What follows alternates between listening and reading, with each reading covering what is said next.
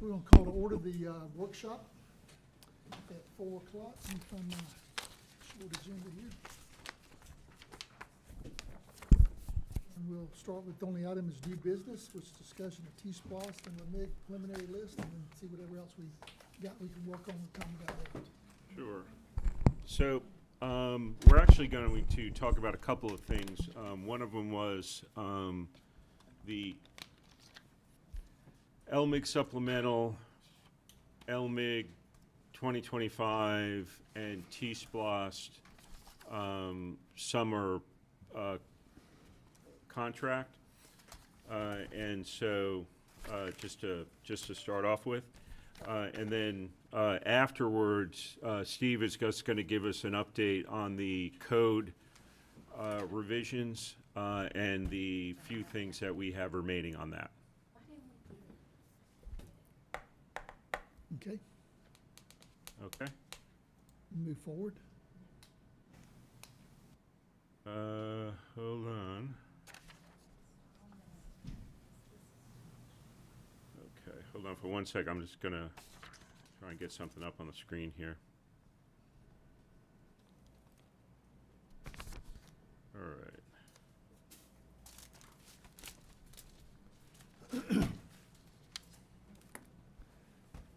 I got it. Have meetings all day. On the day of a board meeting, and my voice is about gone. Wish the Lord had given me your voice. It'd been good as a preacher. It'd be good as a politician. It'd be good as whatever. I've always wanted a soft voice. All People right. say, "Speak up." I'm here. Hold on. So, here we are.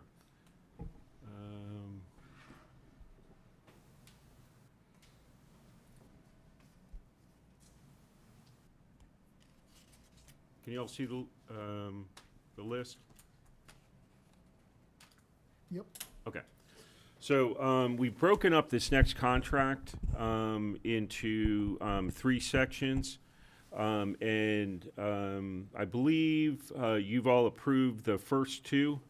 And then we just got to approve the last section, which is the T-Splost. Supplemental LMIG, if you can remember, the legislature and the governor did a one-time distribution, which basically more than doubled our LMIG allocation for last year.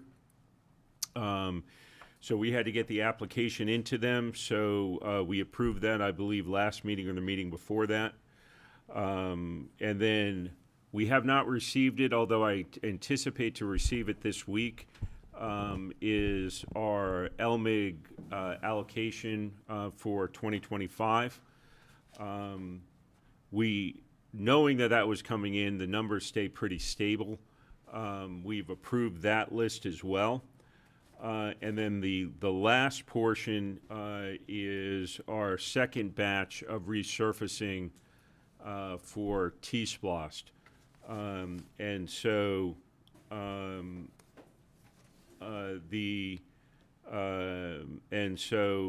those are kind of the lists there. What we've tried to do again on this is try and concentrate the roads in certain areas so that there aren't large remobilization costs. They can go from basically one road to the next road, and et cetera, et cetera. And so you'll see there's, a lot. The first T-Splost allocation concentrated primarily on District 1 with a few District 2 projects. These you will see them with District 2, a lot of District 3s, and there's a couple of District 5 roads, although District 5 roads, when it came to T-Splost allocation, was generally concentrated on Old Augusta Road and the roundabouts, so that's currently under design right now. This is staff trying to figure out what we think would be a good mix of roads there. If it's the 2025 LMIG or the T-Splost, we can still make adjustments. If there's something that you think is really needs to get prioritized that isn't on this list. So, So are you taking questions now, or? Sure, sure. Okay. I know we've talked about this recently, but Courthouse Road, which section would we add, maybe expanding the shoulders on that bad curve? Because that's by Miss Zane Lacey's house, and we've had a couple of fatalities there on that curve. We've got a ton of signage there already, but I think it's going to need to be shoulder work to actually. and I know there's resurfacing planned on Courthouse. And I think that section is, if I'm remembering, that's the turn right before you get to, That Midland to 17 you talking about? courthouse. It's on Courthouse. Where the courthouse goes to, from Midland to 17? Well, look, I'll tell you what Midland to McCall, Little McCall now, right? we're doing nearly, Yes, it's in that section between Midland and Little McCall is where that bad curve is. What are you talking about? and what we can do on that, because that's, because there's two sections that we have for resurfacing for Courthouse Road. We've got Midland and what's a road called Big T, because we already did a section of road between that Big T and Little McCall, right? About 2 years ago. So that section didn't need to be resurfaced. I'm pretty sure the section that you're talking about is beyond Big T because it's only about a mile. So that is going to be part of the supplemental resurfacing where we can do maybe some wider shoulders there around the turn, some additional railing as part of the contract, and certainly I know we put some signs up, but we could try and address it during resurfacing as well. Okay. So that's not in this list here. It is. Where? It's under supplemental LMIG. It's the last one there, Courthouse Road. It says Midland to Big T. I thought you said it was beyond Big T. Well, it's in between Midland and Big T is Okay. that area. It's not between Big T and Little McCall. And Wallace Drive, that's the entire length of Wallace Drive. So that's, And that even goes across to where Central is as well. yeah, I just want to So- make sure we got both sides. But I mean, looking at the distance, that looked correct.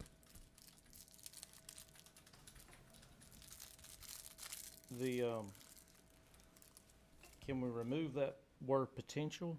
Where?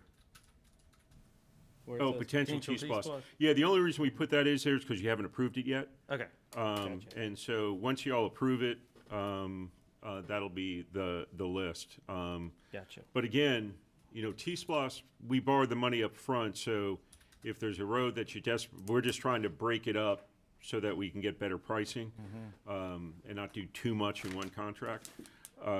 And so we can actually get stuff done before the end of spring and then do another contract in spring. Tim, when are we going to address McCall Road between 9th Street and 21? Yeah, so that one, we're gonna probably go out for design on that one. Actually, I don't think we do because we don't have to do any turn lanes on that section. So that one we can probably do a straight contract. We do have to widen the lanes a little bit, but we didn't have to do a design when we did that with Old Augusta Road. So we're heavier pavement and widening of the lanes. There's not a lot of turn lanes in there. We'll just add a couple of better ones at Little McCall and Low Ground. And then other than that, I think we should be in pretty good shape. I was thinking of McCall Road from 9th Street to 21, going down to Blandford School. Oh, going in that direction, Yeah, 21 in That's Rincon. a really rough road. Yeah. So, same contract. Okay. We would do it,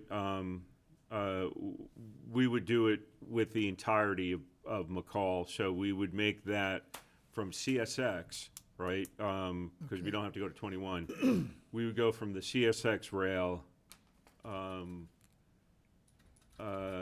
the way up to 21 in Springfield.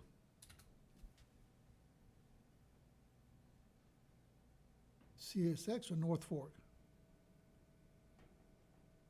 No, I'm sorry. No, that's CSX. CSX is down there behind Westwood, isn't it? That's North Fork up there. No. CSX is where is what separates that new section, the section we've already resurfaced, right?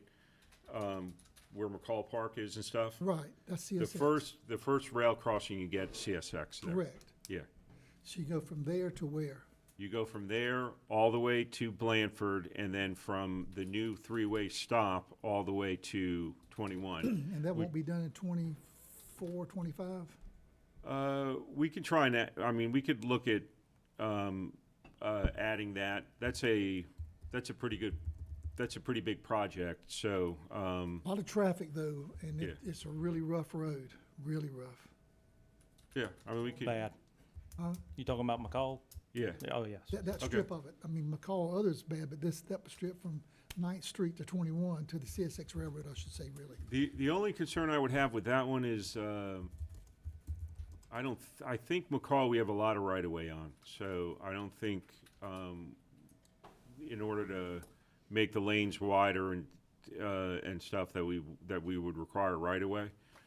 But we can have it reviewed, and if we don't require right of way, we can just go with the heavy duty pavement and the wider lanes and the wider shoulders. Yeah. You know, the idea is to bring it up to GDOT standards, Sure. because it's going to be a major artery for us. Yep, in particular with the school traffic on that road, it's just gonna continue to take a beating. And until the east-west opens, trucks gonna continue to use it, and it's gonna get beat up even worse, so. Okay. Yeah, I can look at adding that to the T-Splosh list. Okay. Well, until the parkway opens, then it stops. Because they'll use Right. Gateway. But Is the it gateway's gotta Gateway? be open for the, Correct. yeah, I said east-west, I'm sorry. I know it, you. The I know what you gateway's mean, gotta to be the open parkway. to get them over to the parkway, and hopefully they'll have all that finished. Okay, anything else, Tim? Nope, I just wanted to go over the actual road list, figure out what's missing from it, and we've got Rob McCall working on getting the quantity numbers on all these, and then we'll get it out for bid as soon as we get the quantity numbers and the numbers from GDOT. So hopefully we can get this awarded before the end of the summer. Well, how long is a bid period on that? It shouldn't, About 30 days. 30 days. And when do you expect the roads to start, construction to start, next spring or So these before you'll year-end? get you'll get a few done in the fall, Okay, and then the remainder starting in March. okay.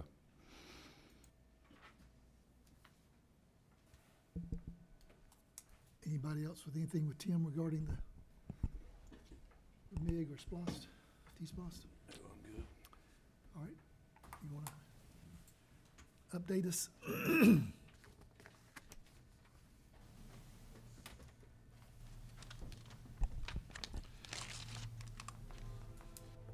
Thank you, Mr. Chair. So I wanted to give you an update on, so first of all, the land use plan, the comprehensive land use plan.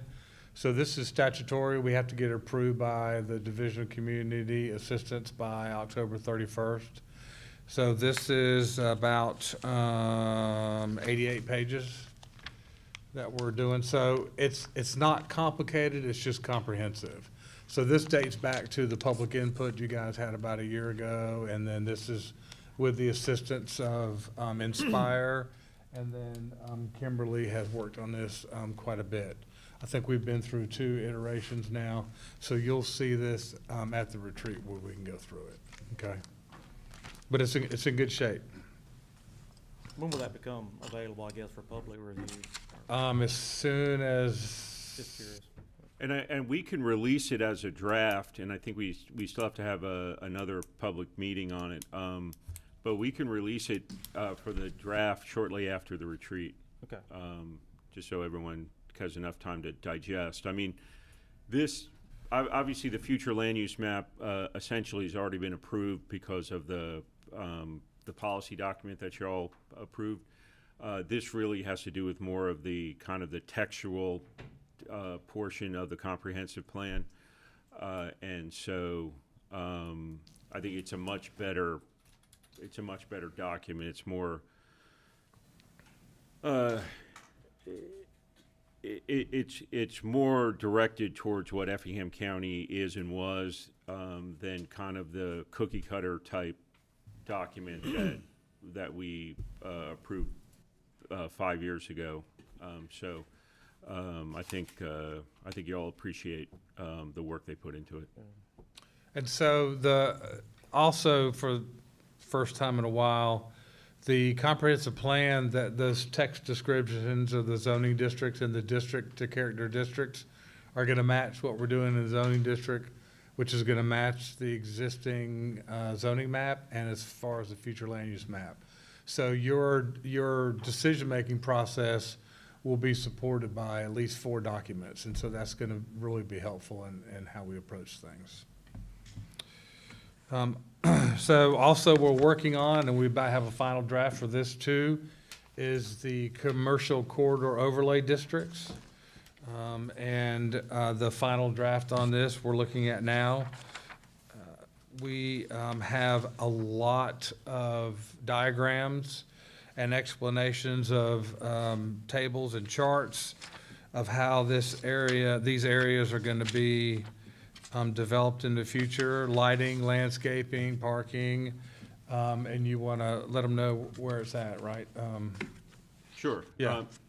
Yeah, and so what the areas that we're talking about, if just to remind you all, is we've got essentially, I believe, 4 areas, 4 maybe 5 areas that are subject to commercial corridor design overlays. And so the first is from the Port Wentworth Chatham County border on 21 to the Rankin City line. That'll be the first one. That one we're kind of coming up with our own custom design standards for a commercial corridor.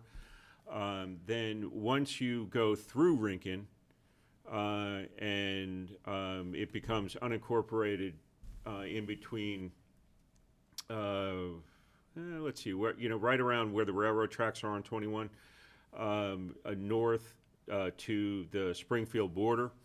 That area is a commercial corridor, but our goal there is to really match the existing commercial corridor standards that Springfield has. So that there'll be some consistency if there's one property that's unincorporated and one property that's in the city of Springfield. We're going to be on the same page as to what we require of them. The third and maybe fourth, depending how you determine it, is Effingham Parkway and a section of Hodgeville Road. So Effingham Parkway, while the entire length is a corridor, some of it is made to kind of remain in its natural state, simply because of the wetlands and the kind of more larger acre housing and so on and so forth. That's the south of Goshen. Once you start going north of Goshen, that's when really the commercial corridor overlay takes place, and there'll be some design standards included in that section to Blue Jay. Because even though a lot of that's industrial, it's the artery that goes through the center of their county. So we want to make sure that architecturally and landscaping-wise, it's still protected and has a nice look and feel to it. And then for the section on Hodgeville, and it's a little north of Goshen, to just through the IDA property, where the IDA property ends, does not go all the way to Blue Jay. That's also part of a commercial corridor as well. So that since the IDA property is industrial and potentially could move to commercial, we want to make sure that when that's developed, it's developed and there's also commercial property on the opposite side of Hodgeville as well. We want to make sure that's designed with some consistency. And then the last one is Highway 80 for the entire stretch as it goes through Effingham County from Bloomingdale to the Ogeechee River. We applied for a corridor design study with the MPO on that. I think we should be in good shape to get awarded for that because prior to that section being included in the MPO boundaries, they had done an 80 corridor study that stopped at the Effingham County line. So this they're referring to as phase 2. And so we're getting a lot of development requests down there because of its proximity to I-16 and the meta plant. And so we wanted to make sure that we've got some consistency when folks redevelop properties. And I think the key factor here is these design standards only affect when you redevelop your property, right? So if you change use or rezone, then the design standards would kick in. We're not going to make anybody, who's not done anything to their property, it's kept the same use, make any, require them to make any changes, but just everything new moving forward. Would the study and the implementation be early enough to make a difference? Because a lot of that development's probably going to take place with Hyundai the next couple of years. Are we going to have it in place to? Oh yeah. So our hope is, and I think we're early on in a lot of these, and we've lucked out in all three of these areas that that they have yet to be developed. There may be some properties on there that that are already moving right now, but the majority of it has yet to be developed. In the case of 80, you're going to have a lot of stuff going from residential to commercial, but in the case of Hodgeville and Effingham Parkway, that's undeveloped land. And even 21 on the southern portion of it, while that land is allocated for commercial development, if you're south of Goshen, it really hasn't been developed yet. So we're in a good position to kind of get ahead of it. There's one area that we're not out ahead of, and that's Ebenezer. I wanted to bring that up. Yes, and so one of the things that we put in the comprehensive plan is the ability to create separate overlay districts for what we call the development nodes, right? And so just to back up so everyone And I don't intend for this to become a public hearing Yeah. on a pending but rezoning. it's relevant here, and so it's so the nodes are basically what we didn't want is to have commercial development scattered along a stretch of road, and that if you're going to have, let's say, higher density housing or some commercial like a gas station or a convenience store or something like that, that it's limited to those nodes which we put at major intersections. Most of those, but some of them may require an additional step here. Ebenezer's an example of it, where we've got to be sensitive architecturally to what's around there.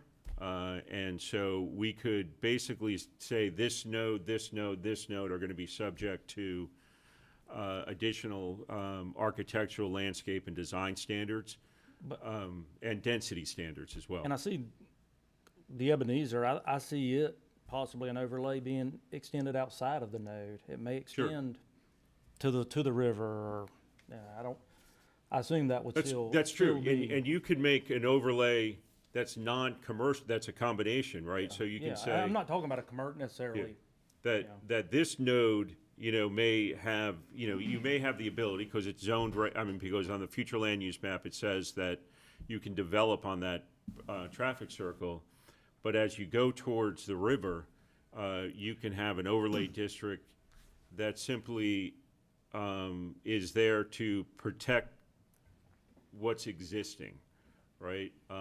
That your design, that your density standards are a little bit more, and development standards are a little bit more intense and conservative than, the remaining portions of the county.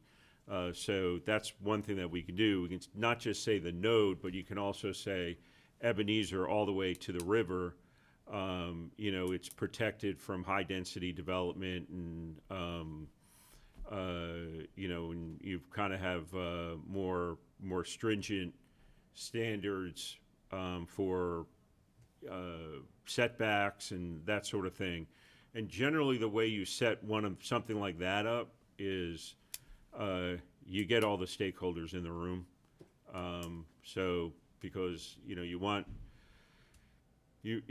everybody to hear, to kind of make it clear what everybody agrees to, so that if somebody comes in with a development that meets those standards, they'll know that those standards aren't arbitrary. They're actually developed with the feedback of the property owners and interested parties like the river keepers and all that kind of stuff. So that would be my recommendation for that area because of its sensitivity. Is maybe you start on that node and then you go all the way, and to Phil's point, you go all the way down to the river. And I guess the next question is, how do we do all this while we're having rezonings coming at us? Yeah, and that's a I trick. don't, Yeah, and I would venture to say that with what we're working on right now, that's a lot of changes in our existing zoning districts. So, yeah, that's what we're working on is going through AR1, R1, everything else. It's probably the most intense and complicated part of the entire zoning ordinance that we've done so far, to get it to both align with what's on the ground and to get it to align with the other documents. And so we go through it, a couple a day or something like that to try to get it done. Now, we're not there yet, yeah. just to let you know. And then if we've got to present it to you at the retreat, and then y'all have feedback, and it's such a drastic change, right? And I'm not talking, it's not,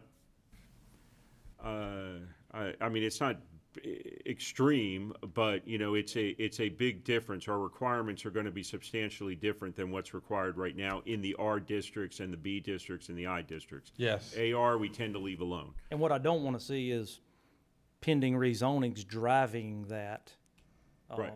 decision making, I guess. Well, in an option in the ordinance. Yeah, an option is moratorium, right? We can, and we have a basis for it, right? So we can, we are currently in the process of updating our ordinance. We are 3/4 of the way there. Cringe. Yeah. I might get shot. It's not one of those things where it's an open-ended moratorium where, hey, we're just going to start. Well, we've done and it it's going with- to take us a year to finish. You did it We're with not- subdivision. Let's do a- R4. Yeah, we did it. You did it with Do a subdivision, 6-month right? moratorium then, because there's been some painful situations, and we got to get this stuff right. And I don't think we'll get any. Well, the only way, Frustration if we from have a any citizens. timeline, a defined timeline that we're working within, We- Our we're not goal is sitting by on the- And that'll something. give us time for not- our workshop in August as well. Well, we have a retreat, and then Or a we have retreat. a workshop, and then, if there's we potentially could have another retreat in the fall. So if you want to get this right, I think we're in kind of a, not necessarily a lull, but, we're at a point where, It's a good window. Yeah, it's a good window to kind of say, hey, let's hit the pause button, get this right, and then you can make it until we pass all of our new zoning classification ordinances, or 6 months. Like Whichever's first. the earlier of. Yeah.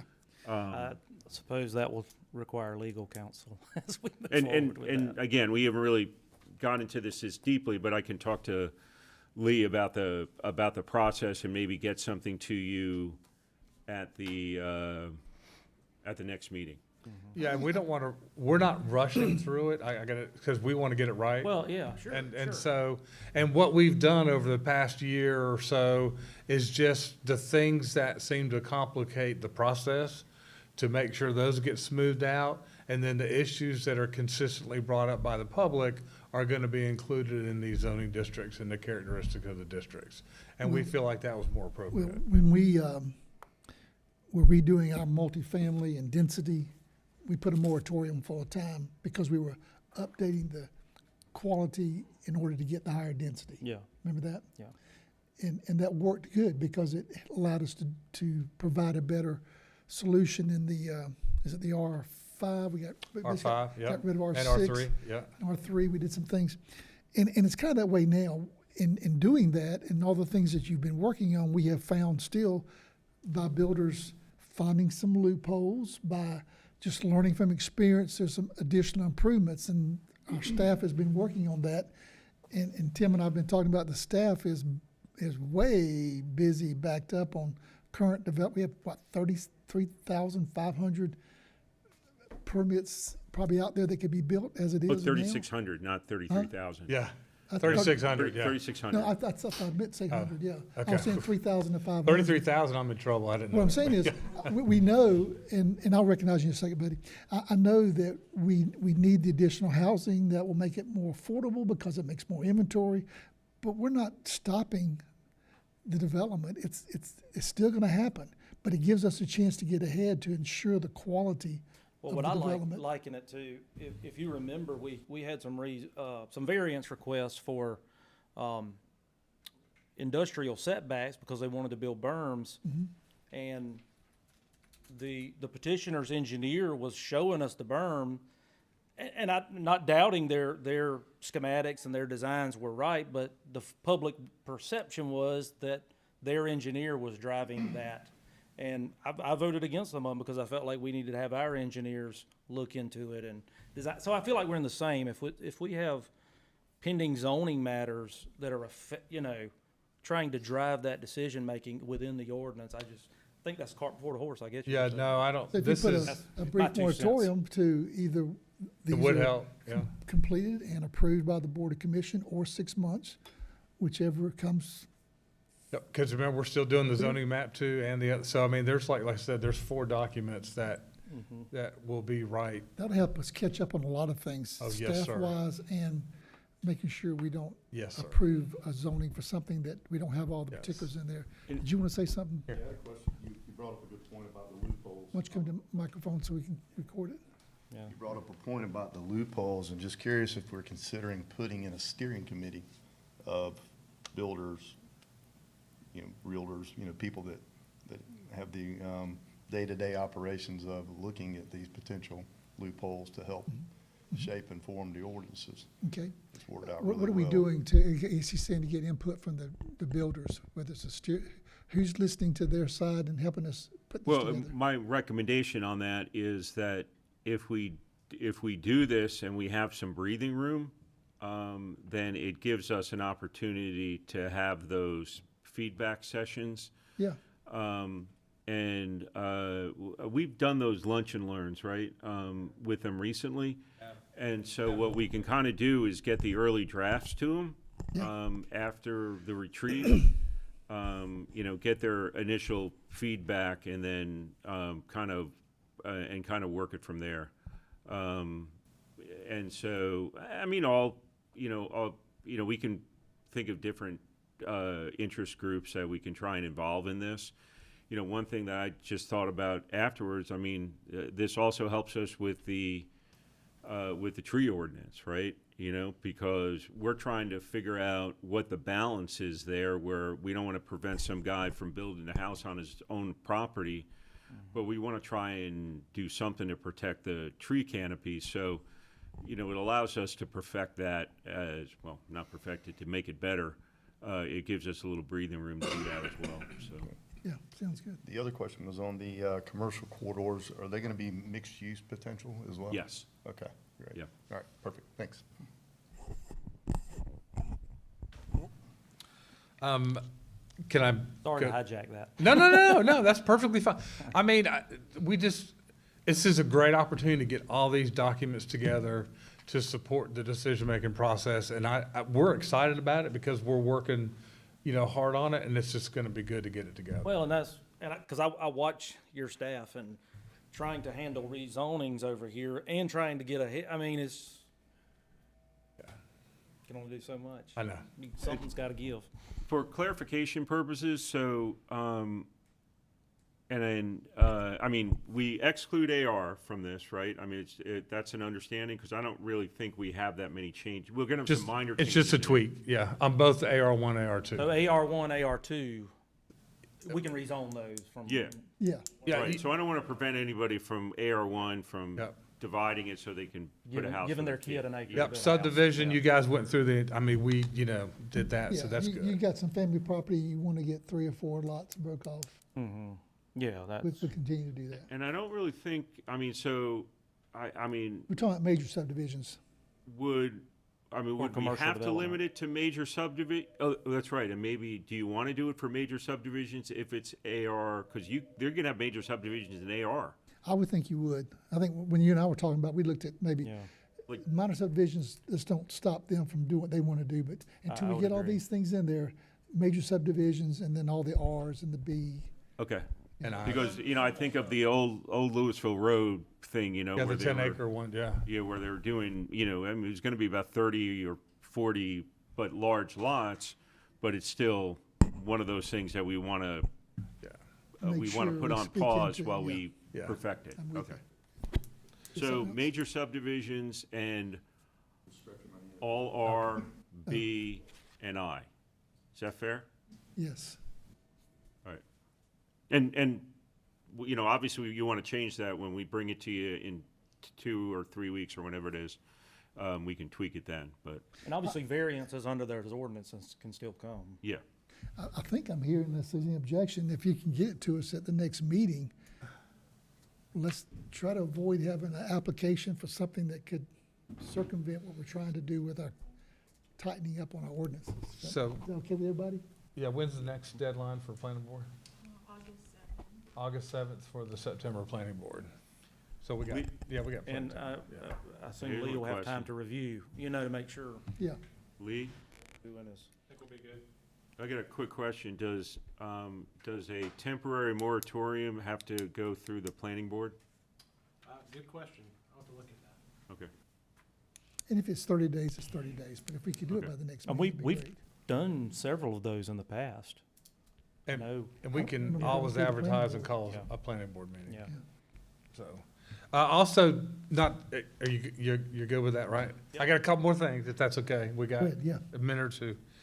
So also want to let you know that Samantha has really done a good job of drafting some educational pieces that we're going to start handing out and get Mark Laster to post on probably the 4 top major processes that occur during the planning department, like a rezoning or a variance, something like that. So we've tried to make it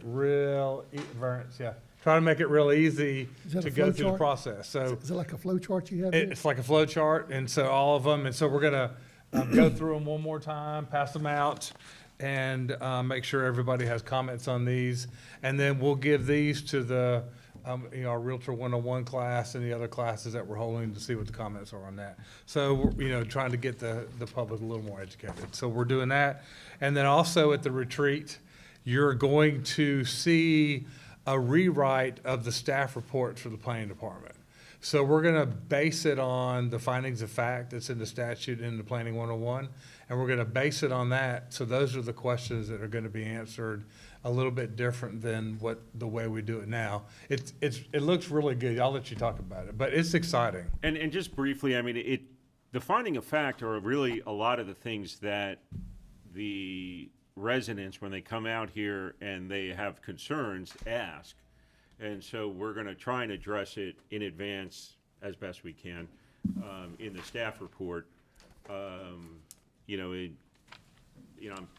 drawing a blank on what those questions are, but, they're generally the questionnaire that the planning board answers.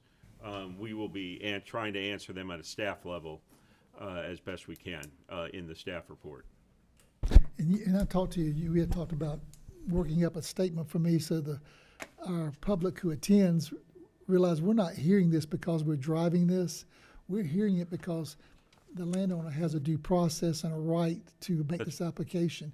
So I've asked the staff to put something so I could read it so people understand. I mentioned changing one word. Because it comes before us, Yeah. it doesn't mean that we're driving this. I know, But the constituent has the right to bring this to us, Right. and we have a responsibility to get And I due defend that process. right. I will defend that right. Yeah, yeah. So I think making that clear to them, because I think they come in here sometimes thinking, oh, you guys are creating this, and no, we're following the due process. Raise this thing up, feel claustrophobic. I saw, Steve and I were talking the other day, and I thought maybe just changing one word, going from recommend to something else, may change perception, because it almost sounds like you're pushing it, promoting it if you're recommending that. I don't know what word that would be. We can look at that. Staff side. On the staff report? Yeah, on the staff side. Yeah, we can look Yeah. at that, but the idea That, is, that's something that's been brought Staff to me. determination. Right. Yeah, that staff is determines that, blah, compliant, blah, yeah. blah. or- there you go. Yeah, Staff determined this complies with the current ordinances. Yeah. yeah, because it's And been you're brought to right, me it does- personally. it It does does, push as but- if they're saying, hey, this is what we But in think you need truth, to do. staff is So- just measuring it up against the ordinances. Correct. And that's, And so whether we do it through a changed word or statement that the chairman says and the future chairman says at the beginning of every planning hearing, so people understand what the recommendation is, or if it's a determination, and they understand that we're doing this because that property owner has a right to due process, to be heard, to be rezoned. Right. And we're in a fact-finding mission.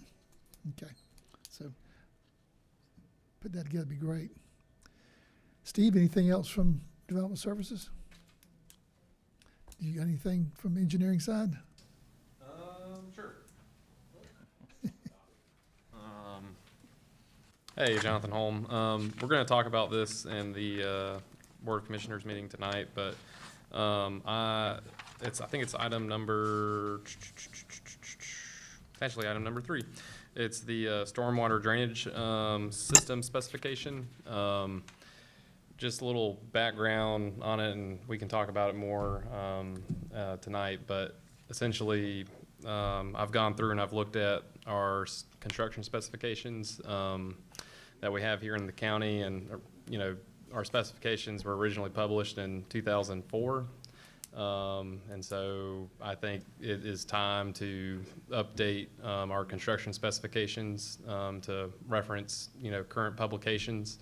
As far as, construction installation standards and practices, there's not maybe a huge change in the last 20 years, but the publications have changed. And so this was the first specification that I felt comfortable enough to get revised. And so some of the construction standards are changing a little bit.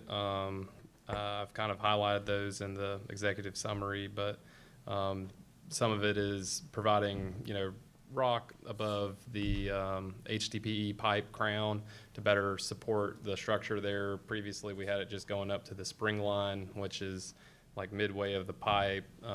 It's also, again, referencing updated construction standards. So when we go out and we do a right-of-way inspection on, the culvert pipe for a driveway, we're going to be following the specification ASHTO R73, and it gives clear guidelines for what's acceptable what's repairable and how you repair it, and then it also tells you what's rejectable. And so therefore, it's not up to an opinion. This is the standard that we're following.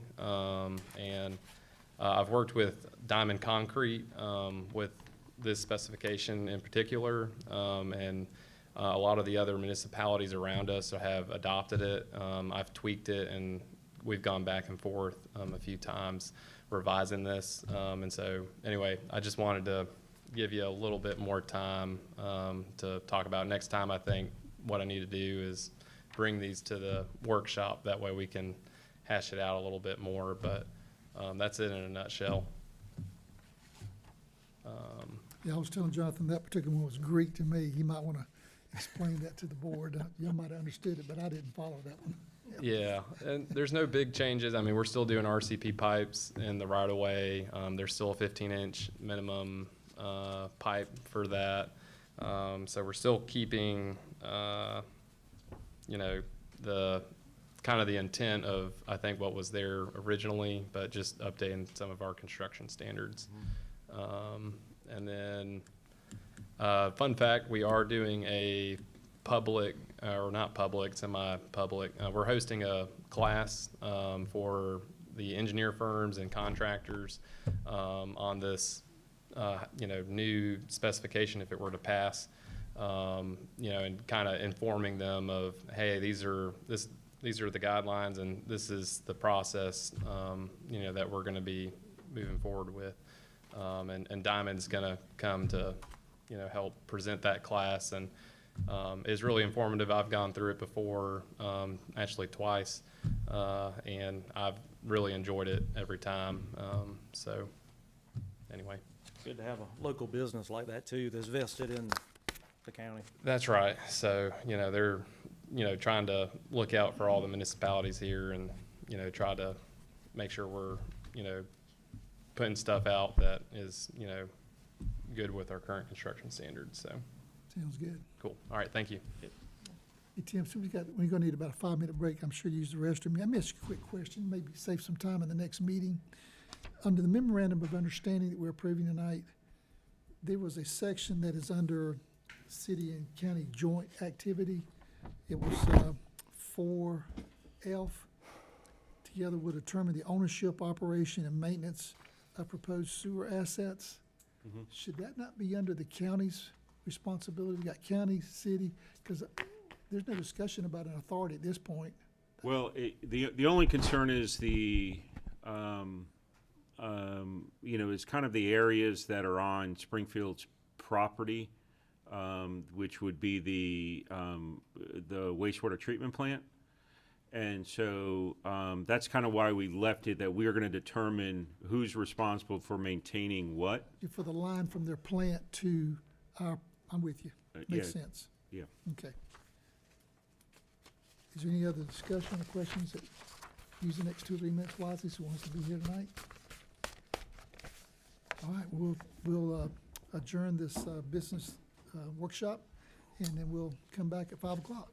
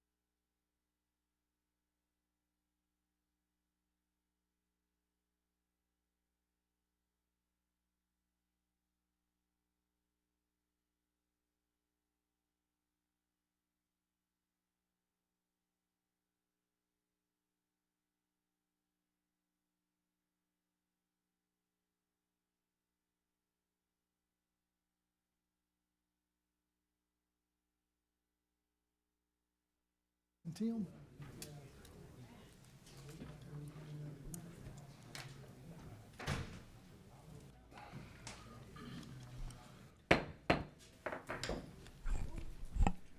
We're going to call to order the Effingham County Board of Commissioners meeting this July 16th, 2024 at 5:03 p.m. Have a roll call. Commissioner Floyd. Here. Commissioner Burdette, absent. Commissioner Corbett's here. Commissioner Deloach. Here. Commissioner Kiefer. Here. We do have a quorum. I'd ask everyone if they please rise for the invocation and remain standing for the Pledge of Allegiance to our flag. Gracious Father, we have so much to be thankful for tonight, the least of which is not the sparing of a candidate for President of the United States. We thank you for the intervention there and that Donald Trump is doing well and the election moves forward. Our country so much needs your grace and your mercy and your guidance, your civility that you can provide to the hearts of people on both sides of the aisle, that we would all discuss policy but continue to appreciate the value of each person's life and what they contribute to this great nation.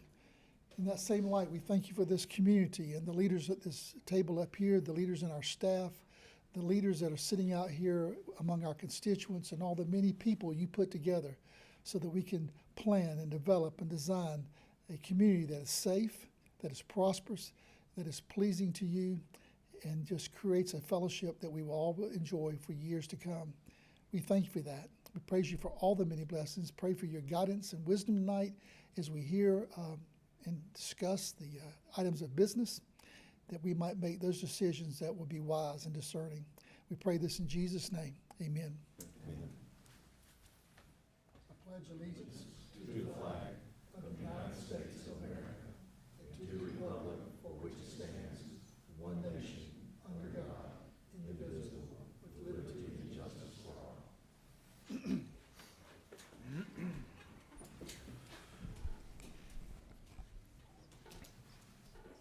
The next item is the approval of our agenda tonight. I'll start with the clerk to see if there's any additions or corrections to the agenda, and then see if the board members have any additions or corrections. Yes, Mr. Chairman, we do have one addition to tonight's agenda. That addition is noted as 1A. Consideration to approve a new position for a juvenile court clerk. Additionally, there has been discussion among the board to move under the planning board items. Item number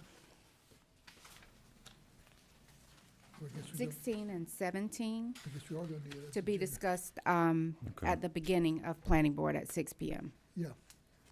So we'll do it at the very beginning of planning board. Yes, sir. Correct. Yes, sir. Those are your changes. And Mr. Chairman, I'd also like to move item number 4 in the consent agenda to new business item 12B. I will have to recuse myself on those 3 items, and if we can do those consecutive, that would be easier for me, and I would appreciate it. All right. So the Ones were they? item 4 in the consent agenda be moved to item 12B. Yes, that will have EOMs, that will have 3 of theirs in a row. And we're doing that because that way you will be able to vote on the other consent agenda items, which you would not be able to if we did them together. Correct, yes. All right, everybody understand? So is there any other corrections or additions? No, sir, but we're going to call that 12A, okay? 12A, okay. Okay. All right, so we have one addition, which was add item 1A to new business, and then one correction, changing item 4 in the consent agenda to 12A. Any others to note? Okay. All in favor of these agenda changes and corrections, say aye. Aye. Any opposed, no. Hearing no noes, it passes unanimously. We have our agenda. Next item is minutes. Consideration to approve the July 2nd, 2024 regular meeting minutes. Are there any corrections or additions to these minutes? Did we get a motion on the agenda? I don't think so. I'll make a motion to approve the agenda with the noted changes. I will second that motion. Try to speed it along. You just slow me down. Motion by Mr. Deloach, second by Mr. Kiefer. All in favor say aye. Aye. All opposed, no. Hearing no no's, it passes unanimously. Item number 6 was the minutes. Consideration to approve the July 2nd, 2024 regular meeting minutes. Any corrections or additions or motion to approve? I'll make a motion to approve the July 2nd, 2024 regular meeting minutes as presented. Second. Motion, Mr. Deloach, second, Mr. Floyd. All in favor say aye. Aye. Any opposed, no. Hearing no no's, it passes unanimously. You know, I sensed something was missing under that first item. I couldn't figure out what it was. Thank you. Item number 7, public comments. Welcome to the public that's here. Comments shall pertain to the agenda items only. Should you wish to make remarks, please come to the microphone, state your name clearly in the microphone for our clerk to be able to record it, and then keep your comments, if you could, to 2 or 3 minutes so that everyone will have a chance to speak to an item that would like to speak. Item number 7 is number 8 is correspondences. The agenda packet for this meeting is posted on the county's website. Any additional documents presented at the meeting shall be given to our clerk. Please refrain from giving it to us directly, and then our clerk will hand those out to us. We'll distribute it to the board. With that, we move into our consent agenda. And now we have 4 items on our consent agenda. Item number 1, consideration to approve to renew the pre-event contract for disaster debris monitoring and financial recovery services with Thompson Consulting, LLC. Item number 2, under consent agenda, custom traffic signpost agreement between Effingham County Board of Commissioners and Greystone Homeowners Association. Item number 3 is a contract consideration to approve to renew the disaster debris removal service contract with CERES Environmental Services Incorporated and Crowder Gulf LLC. 4 was removed and placed under a new business. So 5 is consideration to renew the license agreement with Verizon Wireless for site 133762 in Springfield. That's our consent agenda. Is there a motion to approve? So moved. Second. Motion by Mr. Kiefer, second Mr. Floyd to approve the consent agenda as read. All in favor say aye. Aye. Any opposed, no. Hearing no no's, it passes unanimously. And that'll move us to our new business. The first item is 1A, the one we added, a consideration to approve a new position for a juvenile court clerk. Mr. Teal? Yes, Mr. Chairman, we actually have the juvenile court judge, Don Shepard, here, who can answer any questions. I'll give it a brief rundown. Currently, the Effingham County Clerk of Court has an employee who handles the roster and the clerk duties for the juvenile court, in addition to the clerk of court's office handling the state court and superior court. The state law permits the juvenile court judge to appoint his own position for clerk of juvenile court. The volume of the juvenile court certainly justifies the position. Judge Shepard has sat down with myself, Finance Director Mark Barnes, and HR Director Sarah Massoff, and as well as discuss it with Superior Court Judge Peed, what necessitates this.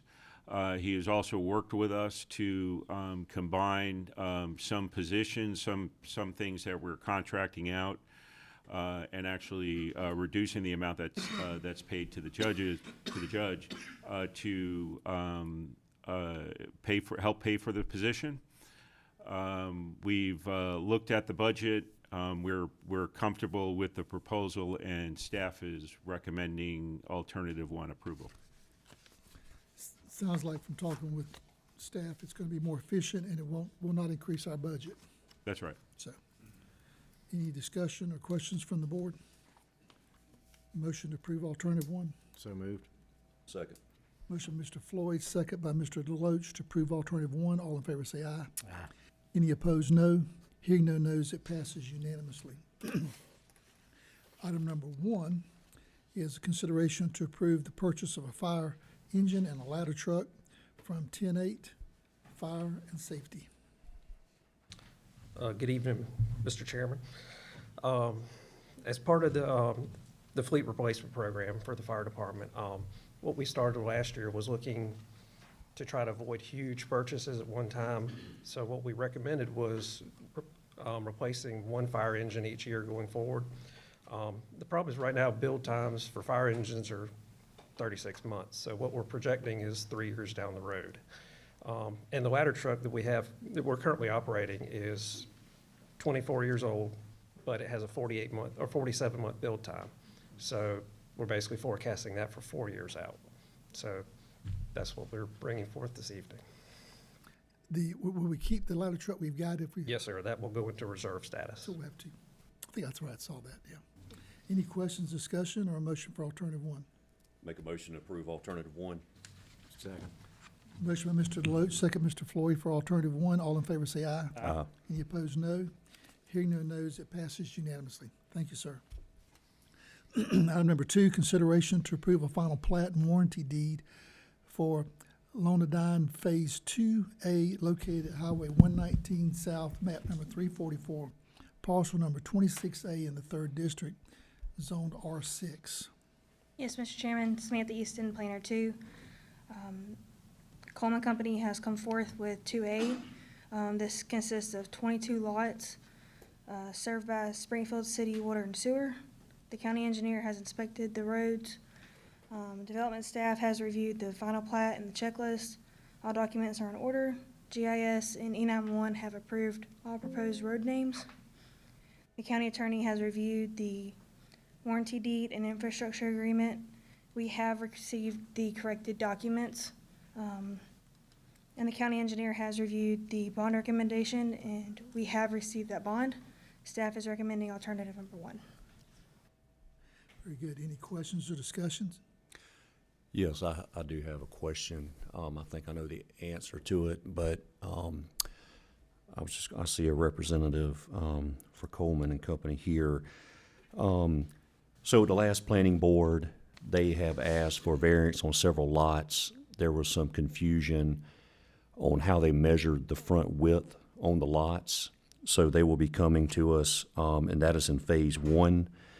So I just want to make sure that, you know, if we're going to approve this plat, that they feel good that all the lots in Phase 2A have been measured correctly. Yes, sir. So the variance is for what we have now called Phase 2B, and those are the lots that are, you know, the measuring with the front was the issues. So all of 2A has been verified that they are at least 60-foot minimum. Okay. And I thought they said that at the planning board, so I figured everything was fine, but just wanted to just bring it up. So, Yes, sir. so if nobody has any questions, I'll make a motion to approve alternative one. Motion by Mr. Deloach, have a second? Second. Second, Mr. Floyd. All in favor say aye. Aye. Any opposed, no. Hearing no nos, it passes unanimously. Thank you. Thank you. Item number three, consideration to approve the first reading of a construction specification to amend section 02400 stormwater drainage systems in Effingham County construction specifications and stormwater management local design manual, pages 14, to reflect this change. Can you explain this in the workshop? Yes, sir. Yeah, so just to be brief, I'm Jonathan Hall, I'm the county engineer. This specification is just updating our, manuals for how we determine what, size pipe is going in, and then also what pipes are going to be, acceptable as far as RCP pipes in the right-of-way, as far as what's acceptable, what's repairable, and what's rejectable. It makes it very clear, and it's not an opinion. And then we also just, updating construction standards for, the different types of pipes as well, if it's not in the right of way. So that's an improvement in my opinion. And then we also are modifying the stormwater management local design manual just to get away from construction standards there and just letting our construction specifications handle that. So it's kind of, consolidating, our information that we have on our side. So I'm here for any questions that you Any might have. questions or a motion for alternative one? Make a motion to approve alternative one. Second. Motion, Mr. Kiefer, second by Mr. Deloach for alternative one. All in favor say aye. Aye. Any opposed, no. Hearing no nos, it passes unanimously. Item number 4, consideration to approve a proposal from GMC for engineering evaluation of Effingham County Goshen Commercial Park Well System. Yes, sir. So we have an existing well that's located at Goshen Commercials Park Road. Currently, it's on emergency status. This proposal here would look at using it for water to provide to local industrial that's there, also commercial and residential. And it's just really going to be a better utilization of that well that's there. For a board that doesn't know and Tim can fill in any gaps, we have about 220 permitted well water gallons Yeah, a day. 220,000 gallons that we're not using Using. daily in the red zone allocation. And the idea is that we activate this well, bring it up to the same kind of standards as the existing water that we're getting with treatment that we're getting from Savannah, and then sell it to our customers. It's something we probably should have done 2 or 3 years ago, because it's water we've been buying from Savannah we didn't need to buy, so it's going to be a saving for us. The well improvements will be paid for from the money we're going to save easily. Absolutely. Any other questions, discussion, or motion for alternative one? I'll make a motion to approve alternative one. Second. Motion, Mr. Deloach, second, Mr. Floyd, for alternative one. All in favor say aye. Aye. Any opposed, no. Hearing no nos, it passes unanimously. Item number 5, consideration to approve the second reading of an ordinance to amend Part 2, Official Code, Chapter 34, Article 3, Provisions, Flood Hazard Reduction for Section 34.83 of Effingham County Code of Ordinances. If you'll go ahead and address that one, and I'm gonna read 6, and then we'll take 2 different motions. I think that's what you want, because they're so closely related. I'm gonna read 6 to us as well, which we'll vote on separately. It's a consideration to approve the second reading of an ordinance to amend Part 2 Official Code, Section 34, Article 3, Section 34.84, this time standards for area of special flood hazards, Zone AE, that establish base flood elevations without designated floodways or the Effingham County Code of Ordinances. So if you'll bring us up to date on this and why that's 2 different votes. Yeah, so I apologize for the way that I did it. The reason why that they're 2 separate is the way that I advertised it. I initially did the Section 83 first, and then I realized that we needed to change 84 as well. So I had 2 separate, advertisements. So that's why they're separate. But they really, are addressing similar issues with both floodplains. There's currently a contradiction between our stormwater manual and our ordinance. So this isn't really a change in our policy. In our stormwater manual, it says that there'll be a no rise to the floodplain. And in our ordinance currently, what it says is that you can affect the floodplain by raising it a foot within the parcel. So by removing some of the text that's there, we'll be sticking with the no rise in the parcel. And due to the contradiction, the more conservative is what has been practiced. So it's not really changing a policy, but this is just a cleanup in our ordinance. And it applies for both the numbered flood zone and the unnumbered. So that'd be the A and the AE. Okay. Any question or discussion? All right, I'll take a motion for agenda item number 5. Make a motion to approve as presented. Second. Motion by Mr. Kiefer, second by Mr. Deloach to approve as presented. All in favor say aye. Aye. Any opposed, no. Hearing no nos, it passes unanimously. Now I'll take a motion on item number 6. I'll make a motion to approve the second reading. Second. Motion by Mr. Deloach, second by Mr. Floyd to approve the second reading. All in favor say aye. Aye. Any opposed, no. Hearing no nos, it passes unanimously. And Mr. Chairman, just to note, this is a typo on the agenda. It notes second readings. It should first readings. It's just two different items, 83 and 84. Yes, but it's first readings. It's not second readings. Oh, I see what it One was a says now. second reading, one was a first No, reading, they're, right? they're two different items. No, Different items. they were both Yes. second readings because they were both in the last Board of Commissioner. Were they? Then They were were, yes, ma'am. Okay. Then I think that's new what you told me business. earlier today. Yes, Yeah. sir. Okay. So we're good. We've approved the second reading for both of these items. Okay. All right, item number 7. Consideration to approve the first reading of an ordinance to amend Part 2 Official Code Appendix C zoning ordinances, Section 3.17. This is excavation, mining, ponds, field of land, and/or state, federal jurisdictional waters and/or wetlands. And 3.17A, ponds, construction of Effingham County Code of Ordinances. Yes, Mr. Chairman, Samantha Easton, Planner 2. We recently heard this item at the workshop, so there has been some small adjustments pending from that workshop. Section 3.17A, all information has been combined into section 3.174. And it's just clarifying when projects must be reviewed by planning board and board of commissioners or only by county staff. We're also clarifying a 50-foot setback from any church, school, dwelling, or right-of-way. And we also clarified that buffers must adhere to the buffer ordinance. So staff has recommended alternative 1. Okay, any question or discussion? Make a motion to approve alternative 1. Second. Motion by Mr. Deloach, second Mr. Floyd for alternative 1. All in favor say aye. Any opposed, no. Hearing no nos, it passes unanimously.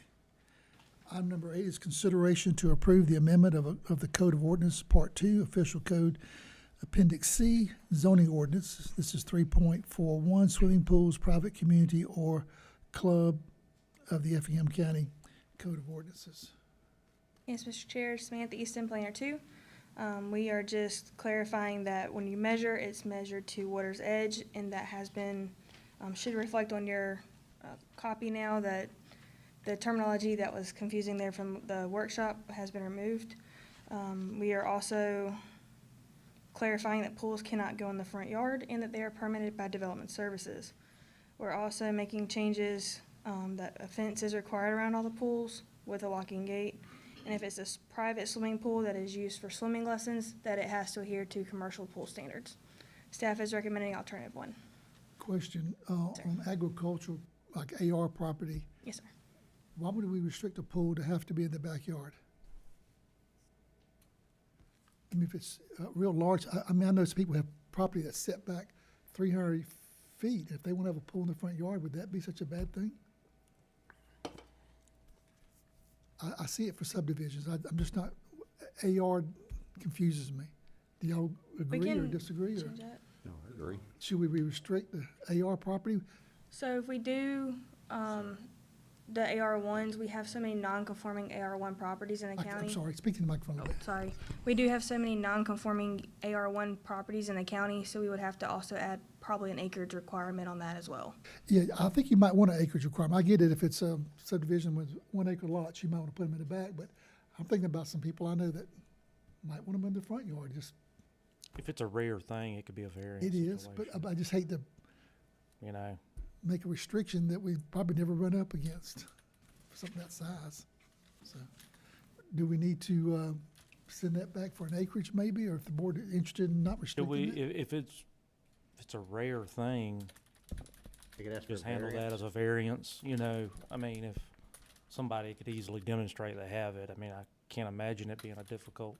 And I'm good with Yeah. that. I just want to make sure that Yeah, a year or two down the road, it comes to staff and they see it's not permitted, where they realize that they can propose a variance for that or recommend it to the person. That's why I'm not sure if it's better to be a variance or an acreage. I don't know. This is the first reading, right? Yes, sir. Let's do the We can first approve the reading. first reading And then y'all can address that. if we What's, need what's to, best? yeah. Is it best to do it as a variance or get an acreage, Okay. 5-acre tract or more or something? I don't know. Is there, I was gonna say, is there a certain acreage that interests you for that? Do you just want 5 acres or more? Do you want it 10 acres or more?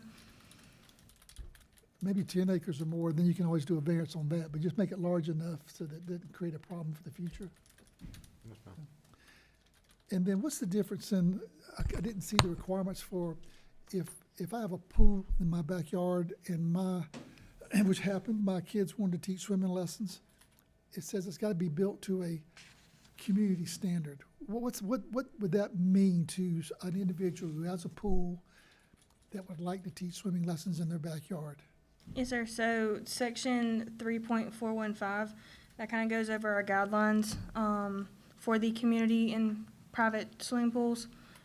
Community and club swimming pools.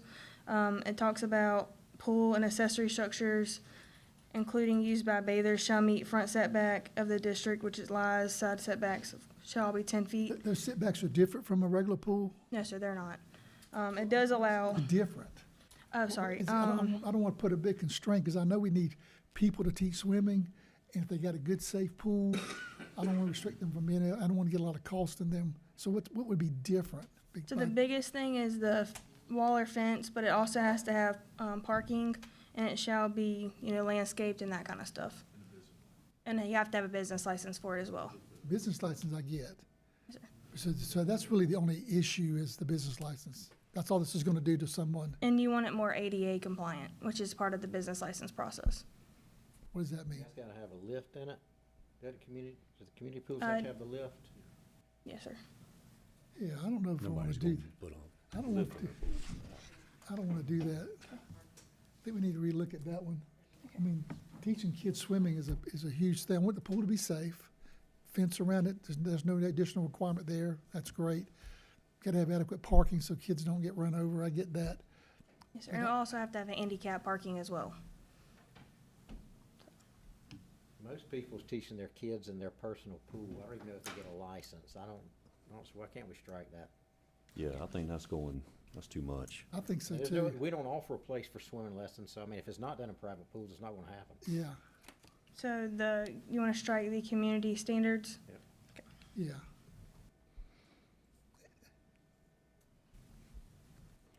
I appreciate that. I know our kids taught hundreds of kids to swim during their college years, and it was good for our community and good for them, and it was safe, so And they're usually done by appointment, so parking's typically not an issue. it really isn't. Or at least with my kids, it was pull up to a house and you're the only car there, and, But they probably should have a business license. Sure, I don't have no problem with So that.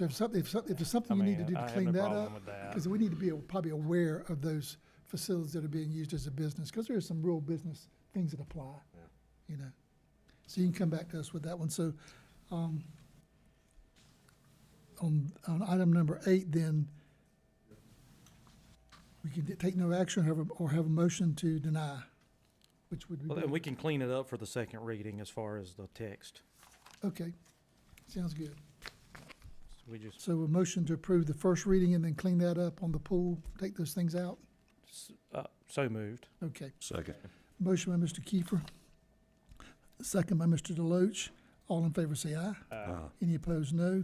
Hearing no nos, first reading passes unanimously. Thank you, Appreciate sir. the work on that. Didn't want to confuse it, but I just saw some issues there. Understandable. Thank you. Thank you. Item number 9, consideration to approve task order 24-IDC-RFP-067 for Pond and Company to complete the design of the roundabout at SR 30 in Midland.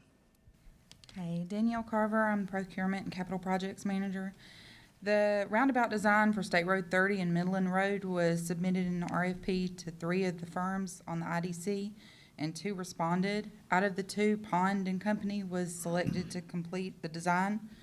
The evaluation criteria was based on 45% cost, 45% schedule, and 10% proposed work plan. The proposals were reviewed, and staff recommends alternative 1. Any questions, discussion, or motion for alternative 1? Make a motion for alternative 1. Second. Motion by Mr. Floyd, second by Mr. Deloach for alternative 1. All in favor say aye. Aye. Any opposed, no. Hearing no nos, it passes unanimously. Thanks. Item number 10, consideration to approve change order number 4 and task order 22-25-006 for the T-Splosh inspection, design, and construction management with Roberts Civil Engineering. Hey, good morning, guys, or good evening, excuse me. I hope it's not morning. It's gonna be a long meeting if so. Yeah, so this is the change order number 4 for Roberts.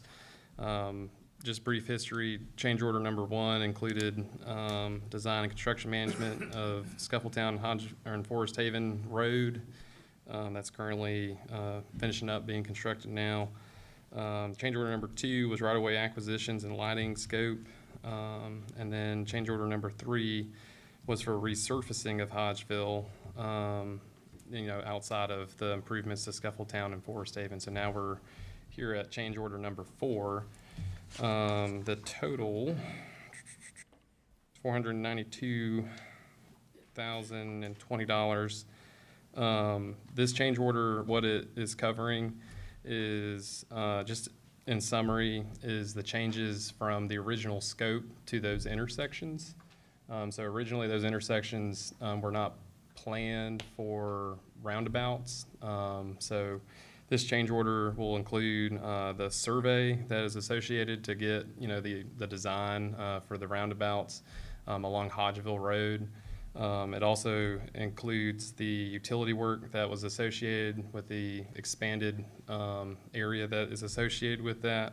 Also, the project management and construction oversight is a part of this too. So this is construction management for the implementation of those roundabouts that are now, wrapping up, getting designed, and they're being submitted for permits right now. And we've gone back to them to make sure that we got any credits, because there was a reduction in scope as well for lighting for some of these intersections, and that's what you see attached here. And we've worked with them to try to really narrow this down as much as possible. And this should be the final change order to get us to the finish line. So I'm here for any questions that you may have. Give me just a second, I'm trying to pull that up, because I know I had a question for you earlier today. You may have already resolved it. In the agenda, it said the amount was 105. Staff recommends approval of change order number 4 for task order blah, blah, blah with Roberts Civil Engineer for 105. And now, down here in the approval, alternative 1, it says 400 and... That was change order number 3 was 105. Yeah, that must be a typo. The corrected amount, it should be $492,020. If you look at page 212 in the support package. I got you, okay. Yeah, I saw that down, that's what I was conflicted with, it was 105 or 492, but it is 492. Okay. I had some questions, I think you answered most of mine prior to the meeting. Has anybody got a discussion, a question on this item, or motion for alternative 1? Make a motion for alternative 1. Second. Motion by Mr. Deloach, second by Mr. Floyd for alternative 1. All in favor say aye. Aye. Any opposed, no. Hearing no nos, it passes unanimously. That takes us to item number 11. Consideration to approve purchase order 23-RFQ-062 with Qualitech Corp. For the replacement of fine screen and washer compactor. Yes, sir. Danielle Carver. Staff posted a request for quotes for the replacement of the fine screen and wash compactor for the wastewater treatment plant. After review from staff and reference checks by EOM, staff recommends award to Qualitech Corp. as they were the lowest qualified bidder. So staff recommends alternative 1. They were so much lower.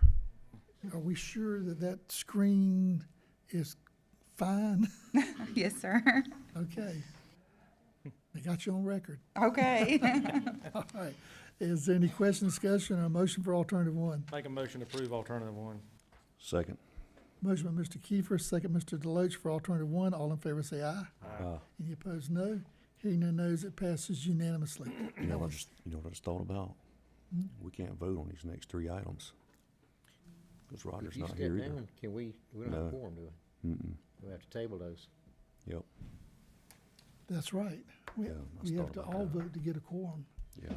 All right, so item number 12A, 12, and 13, we won't be able to vote on tonight because we will not have a quorum. We have one of our commissioners who have to recuse himself. So Kristen, I'm sorry that you made this effort. I appreciate it. Okay. Is there any discussion or questions though? That if you had any questions, discussions that you need to answer, we could have that. As you looked at the contracts, they're proposing anything that you want to. I mean, if we wanted to hear discuss, I mean, if If anybody's got any questions, if Jamie it can helps step her down, be able to but answer the please questions listen, and just so not while take we're here, action. if you had No, anything. okay, no, No, Lee is suggesting we not discuss. Hmm? No, but let's just, you can't discuss? I mean, without a quorum, I wouldn't want you to discuss it. I mean, you're not going to make a decision tonight. I think it's better practice to wait and Yeah, my only handle thought it. was though, if we had a question, she'd be able to go ahead and prepare for it so it wouldn't get delayed again. I mean, you can ask her the questions. I mean, I guess between now and then, I don't know why it has to happen tonight, but I would just think it's better practice to wait and just take it up at the next. Okay, would. Because I don't know that technically it's going to qualify as discussion on an agenda item because you don't have a quorum. Okay, yeah, all righty, so we're down to item number 14 then. We gotta table it. well, we can't make We any can't even get a quorum to table it, We can't hear it. so it's just, We can't make a motion or anything, so. it's in limbo. So those items will just have to be put on another agenda. Unless I'm not understanding the legal process. Okay. Item number 14, consideration to approve resolution number 24-021 to amend the fiscal year 2024 budget. Good afternoon, Mr. Chairman. This is the budget amendment that we briefly spoke about at the last meeting. This was an item that we meant to include in the original budget, but it was an oversight on my part and it wasn't included in there. And so this amends the budget to reflect that. Staff recommends alternative number one to amend the budget for fiscal year 2025. Any question, discussion, or motion for alternative one? Make a motion to approve alternative one. Second. Motion, Mr. Deloach, second by Mr. Kiefer for alternative one. All in favor say aye. Aye. Any opposed, no. Hearing no nos, it passes unanimously. Thank you. Item number 15, consideration to acknowledge a petition for annexation as submitted by the city of Springfield related to property located at 152B 21 South, map number 389B, parcel number 1B in the 4th District. Yes, Mr. Chairman and board members, this property is owned by Midnight Garden LLC. It consists of about an acre of land. This property is contiguous with other properties annexed into the city. Actually, most recently, earlier this year in March, you guys acknowledged annexation of a couple of parcels that adjoin this property. The city's intent is to hold their zoning meeting on July 23rd to consider rezoning of this property from AR1 to B1. Staff recommends approval. Okay. Any questions or discussion? Make a motion to approve as presented. Second. Motion, Mr. Kiefer, second, Mr. Deloach, to approve as presented. All in favor say aye. Aye. Any opposed, no. Hearing no nos, it passes unanimously. Item number 16, consideration to approve a memorandum of understanding, proposed sewer assets between Effingham County and the city of Springfield. Yes, sir, Mr. Chair, Jonathan Holm, County Engineer. Yeah, so this would get us moving, I guess, in the right direction to, get an agreement between the city of Springfield and Effingham County. Right now, city of Springfield has a moratorium on their sewer, and so this project would greatly benefit them, as well as maximize the use of our new wastewater treatment plant that we currently have under design and soon to be under construction. And not only that, it would also be able to receive reuse as well from them. And so this agreement just kind of lays out some basic understanding between what the county's responsible for and what the city of Springfield is responsible for and what we're jointly responsible for. And there's still flexibility to help flesh some of this out later as we get closer to a more complete design.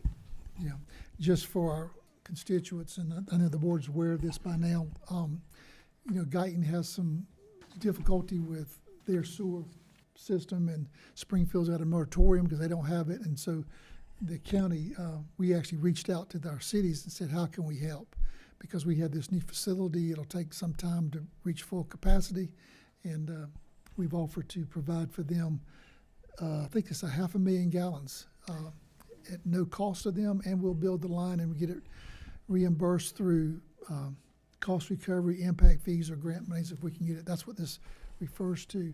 So we're just trying to be a good partner, a good neighbor with our cities and help resolve a lot of the sewer difficulties that both Guyton and Springfield are having. So just good to see us working together, cooperating to resolve a concern for our constituents and our cities. Tim, do you want to add anything to that, or? No, I think that Okay. sums it up. All righty. So I'm glad we got this intent here approved. For alternative one, is there a motion to approve? So moved. Second. Motion, Mr. Kiefer, second by Mr. Deloach to approve. All in favor say aye. Aye. Any opposed, no. Hearing no noes, it passes unanimously.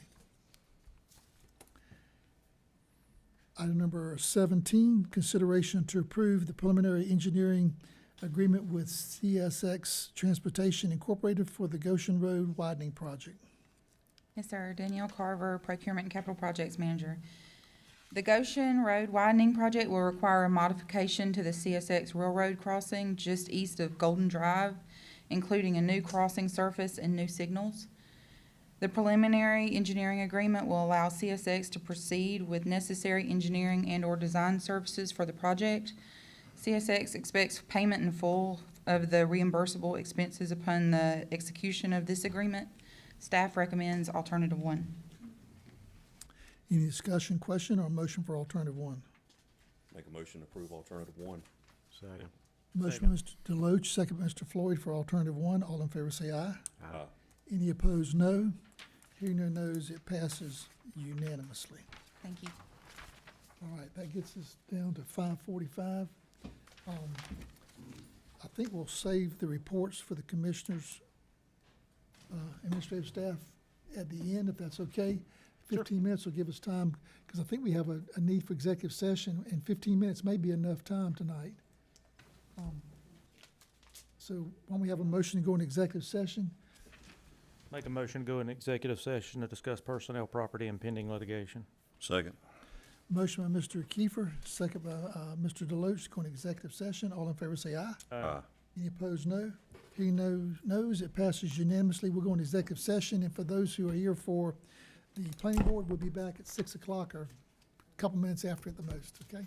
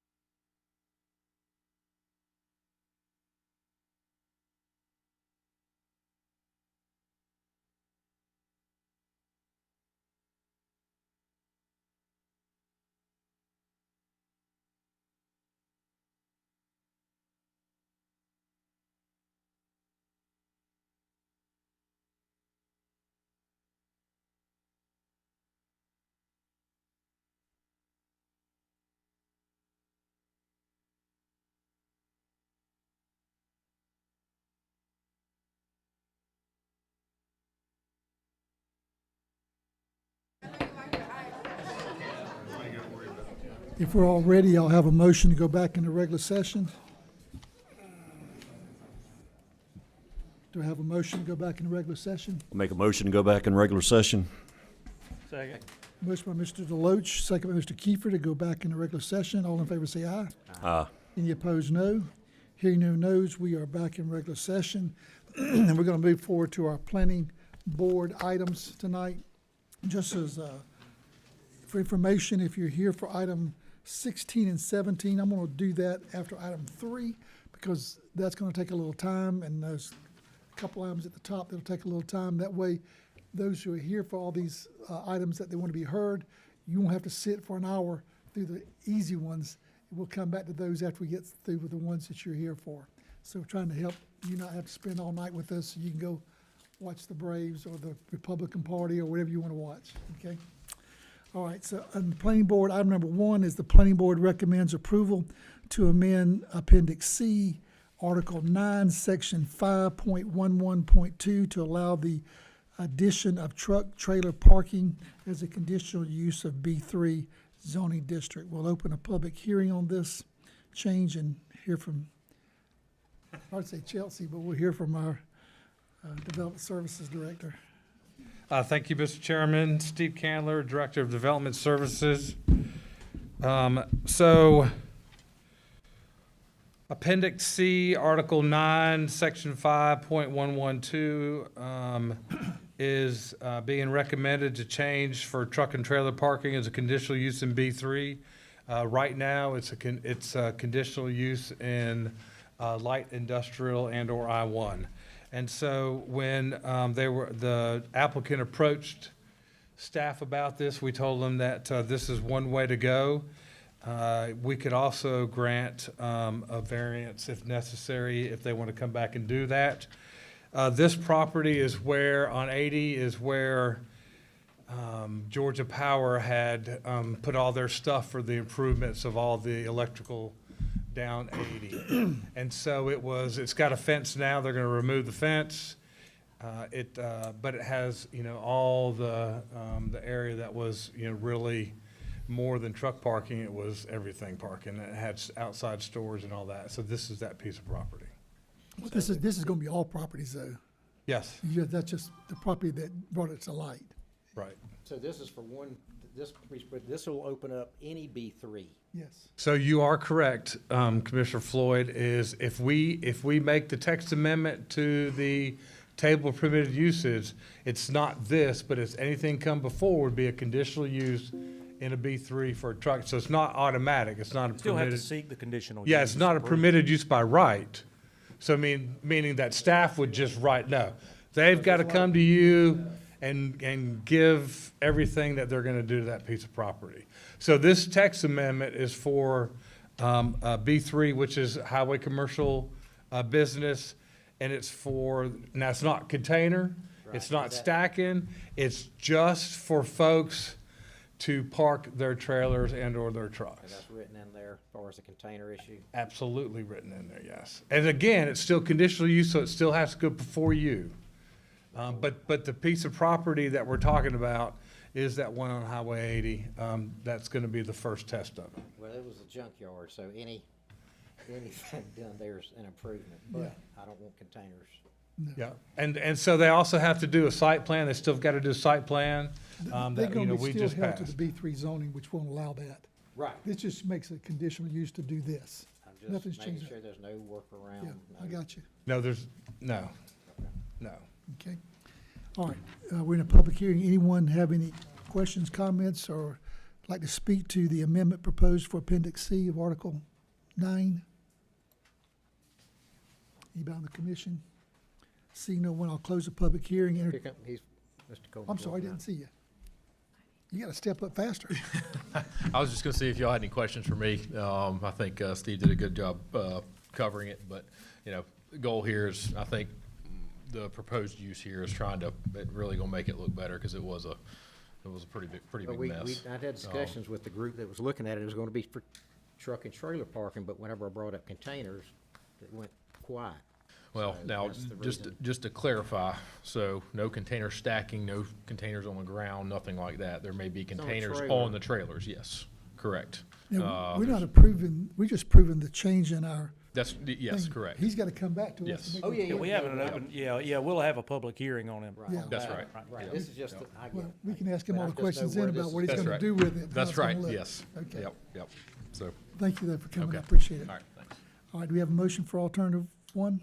I'll make a motion to approve alternative 1. Second. Motion by Mr. Floyd, second by Mr. Deloach. All in favor say aye. Aye. Any opposed, no. Hearing no nos, it passes unanimously.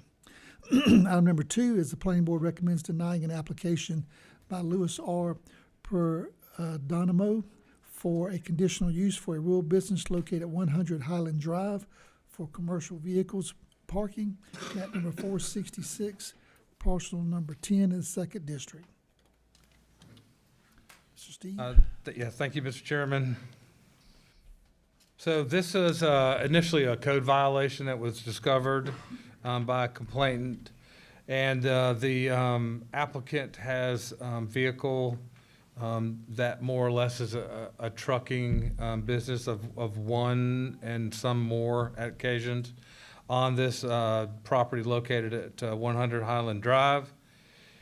The planning board recommended denying the application. I know that folks are here to talk about this one. So it would be a rural business. We've done a couple rural businesses before that had trucking involved in it. Most of those were outside of the confines of a subdivision or somewhere near a subdivision, but some of them were on state highways as well. Yeah, the one thing I realized whenever I talked to you the other day, I asked if it was actually part of this Highland Drive development, and by this drawing, it's lots 1 and 2, correct? It is. So it is part of that, and we have turned down others, Thompson subdivision in particular.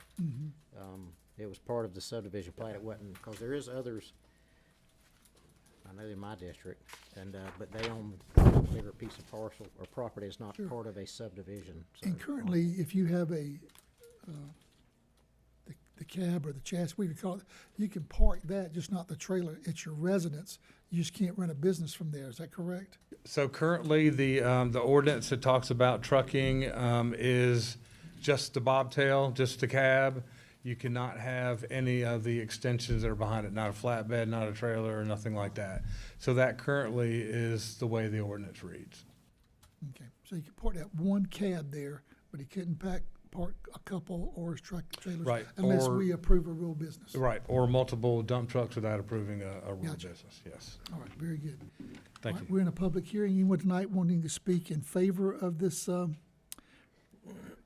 rural business? Can he speak? Yeah, if you want to speak in favor, we're in public hearing.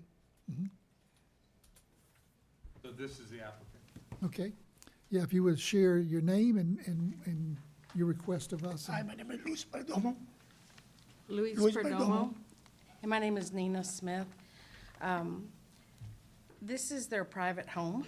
They live there. They rented for 3.5 years. The house was dilapidated and the yard all around it was completely grown up, snake infested. The minute they bought the house and have been there for 3.5 years, as soon as they bought it, complaints started coming in. So the trucks were there before, and it wasn't until they bought it that there were problems. They started cleaning it up. It's beautiful now. I've got a video. It's very clean. They have his personal equipment tucked into the back corner, very neat. They also own the acreage on Goshen Road. So if they need to move it from one location to the other, right now it's tucked away where you don't see it. And it's not an eyesore to anyone. But if they need to move it, then, no, we need to know what their options are. But this is their private home where they park their personal equipment. Okay. Thank you. Thank you. Anyone else speaking in favor of this tonight? Anyone that'd like to speak in opposition to this request for rural business tonight?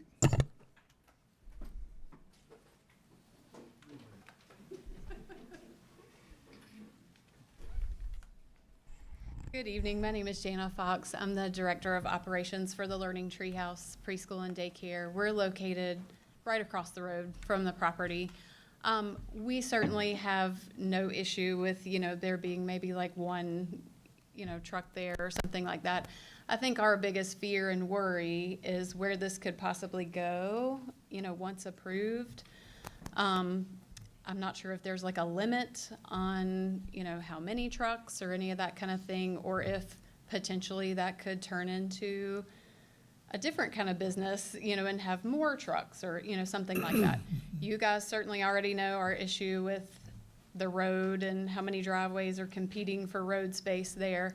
So our biggest worry and concern is if this, a few trucks turned into many trucks. Sure. If once it's approved, it could turn into something else and there's really no going back, from that. So that's just really our biggest concern. We have absolutely no issue, with the gentleman, and he has a wonderful piece of property, and, we wish him all the best, but that's just our biggest concern. Anyone else that wants to speak in opposition to this request for rural business? Yes, sir. My name's Charles Lake. I live on Highland Drive, and this man already has vehicles on his property. And as what I understand, he works on them, his own personal vehicles. So why do you need to have a business set up for something that he's already doing without permits? Why would you need a semi-truck of any sort in a residential neighborhood? What I don't understand. Understand. Allowed to drive it to his house, correct? Well, but not the trailer and Right, just the truck. just the tractor. Yeah. And you can't have a business out of there, but there's requirements for that. So I don't know that it fits the character of a rural business in a subdivision. Yes, sir. My name is Mark Horn. I live on Highland Drive. you know, that's part of our subdivision. It's got covenances, you know, and, you know, don't supposed to have a business like that there, and that's supposed to protect us, you know, and the zoning was put there to protect us, to have, we have a neighborhood, you know, and there's, school buses down there, there's 2 or 3 school buses drop in the morning and in the evening. Got daycare across the street, is on the curve. It's not the best spot. If you get, especially during the shorter days, you come in home, going down, go straight off 21, and that sun's set right in your eyes, and it blinds you. And you just about got, you know, get above you a certain time to be able to see what's going on. So it's not, and there's been quite a few wrecks there over the years, right there. And, you know, I don't have nothing against, man, they seem to be good people and everything. I just don't want a bunch of trucks down there, you know. No, I understand. Making loud noises and working on them, and especially during different times of the night and all, but, you know, it was up to him to know the covenances when he bought the place, you know. That's what, all that's as far as not, you know, he probably knew, or, you know, I feel sure when he bought the place, he knew what the covenants were. Okay, thank you, sir. Right. I'd just like that staff, if they could tell me, maybe if I missed it, your determination was to request it be denied. What was the specific reasonings that the staff came up with that determination to deny? So this was a little bit different than some of the other ones that have come before us. It was more of the surrounding area, was the subdivisions. Stuff that we have approved before, more or less, was on a state highway. They had access to the state highway. They didn't have to, you know, do any subdivision traffic or anything like that. The larger piece of property was- with it the was arterial highway that we have. Much larger piece of property, that's Well, the other correct. thing, there wasn't any covenants, and wasn't attached to an actual neighborhood. Right. And I've referenced the Thompson subdivision. It's sitting on Highway 80. It'd be a perfect commercial piece of property. However, the only entrance is into is for everybody else. Yeah, It no, was I agree. denied that. That's the issue. If it wasn't part of this subdivision, I would consider, but with the covenants in place and this part of that subdivision, that's what makes it different to me. And Mr. Chairman, if, I can also say the other issue was, even if there was an entrance on Goshen, Goshen is not a truck route, and nor do we want to make it a truck route. And so having any sources of trucking, even as few trips as this would be, basically runs counter to the intent of the road. Yeah, and so those are some of the reasons that staff looked at it and turned it to deny Yes, sir. it. Okay. He can still drive his truck with no trailer. Right, but that, He can bobtail. he can bobtail, he can handle that with staff to get approval for that and documented. One more comment? Go ahead. To be clear, the property that his home is on is part of the subdivision? Yes. And the other lot on Goshen and Highland is, my understanding is it's not on this, in the subdivision? By this drawing, it's on. So, again, you have a family, it's his own personal truck. He also has a boat, which is under a parked pavilion, very nicely, very neat. I've got a video. His truck and the trailers he uses for storage. So, and he's got everything so neatly tucked in the back. Trust me, I live can in appreciate Guyton. that, but the way it reads now, you can bobtail home, but you can't bring the trailer. But he have a can't business. use a trailer for storage, because I live in Guyton, and trust me, there are a million trailers that people use for storage. You'd have to go through staff to get permission to put even They any kind did- of building out there. And they didn't ask for a business, they were enough complaints that the city recommended that they go through this process. They were happy just parking and living quietly at home. If you have a not business, you trying- gotta have a license though. Right, but he doesn't have a business there. He goes to work at the ports. He just owns a truck, and he wants to park it at home. He can park his truck, he just can't park the trailers. You That's gotta correct. find a And he place to can't park use it. trailers for storage. You have to go through staff to see if it would meet the requirements of setbacks and buildings, whatever it's gotta do. I don't know what requirements would be for that. But you cannot park a trailer at your Okay, house. so Effingham County does not allow trailers parked at your home for storage. Correct. We've cited others that we found that had the truck and the trailer in a neighborhood. We've cited them. Okay, can he park his trailers on the property that's on Goshen? That's not part of the subdivision, and use them for storage? Well, that's a different question. You can work that out with staff. We're trying to decide, can we have a rural business now, which would permit him to have a truck and trailer? That's the question before us. That's the only one we can address tonight. If there's another alternative you could find, you can work with staff on that and come back to us after we rule on this one, okay? El trailer está acoplado al camión, porque es un dumper trailer. No se puede desacoplar porque está conectado con aceite. All right. Both of these parcels are in the subdivision that on this map I'm looking at. The one on Goshen? Parcel 1 and 2, Steve, is that correct? Are those the two parcels that they own? What we have. Both of those are part of the subdivision. Yeah, they're the first two lots marked on this plat.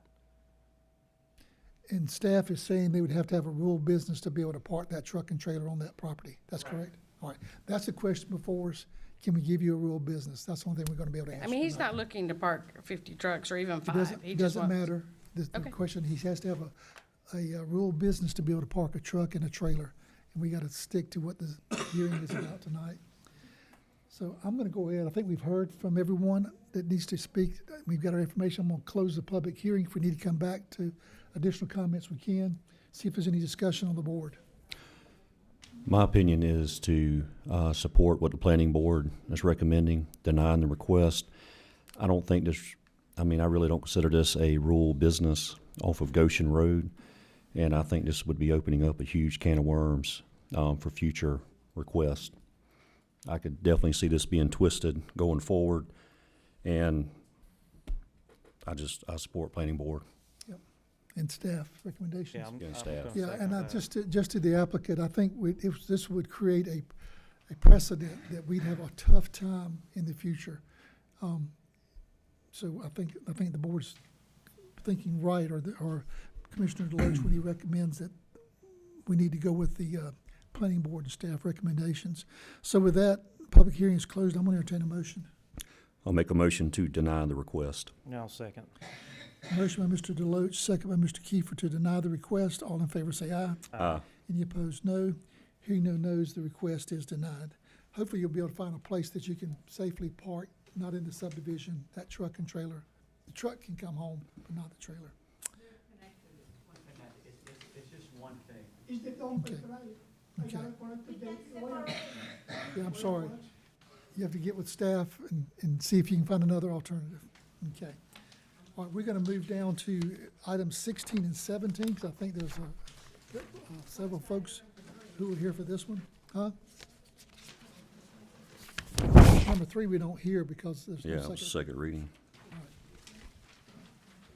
Item number 16, we're gonna do a public hearing. Excuse me, there's item 3, consideration to approve a second reading. Yeah, but we didn't approve the first reading, so we can't approve the second reading. If the first reading doesn't get approved, you don't hear the second reading. Okay. So we don't hear that. You gotta get past the first reading, which was denied, to get to the second reading. Interesting. Okay. So it's a dead issue. All right, item number 16, this is a public hearing. The planning board recommends denying a request by Reed Brennan to rezone plus or minus 27.65 acres located at Blue Jay Road from PD and AR1 to PD to allow for the amendment of a planned development, map number 415, parcel number 10, map number 414 in the 9th district. Excuse me, parcel number 9 in the 4th district. I thought you created another district. Yeah, bunch of them, didn't I? So open a public hearing and let Steve bring us up to speed. Thank you, Mr. Chairman. I'd dig out my, Is his engineer here? yeah, you can have him first if you'd like. Yeah, Well, no, I didn't know if he's, They're here. they're here, okay. yeah, they're here, yeah.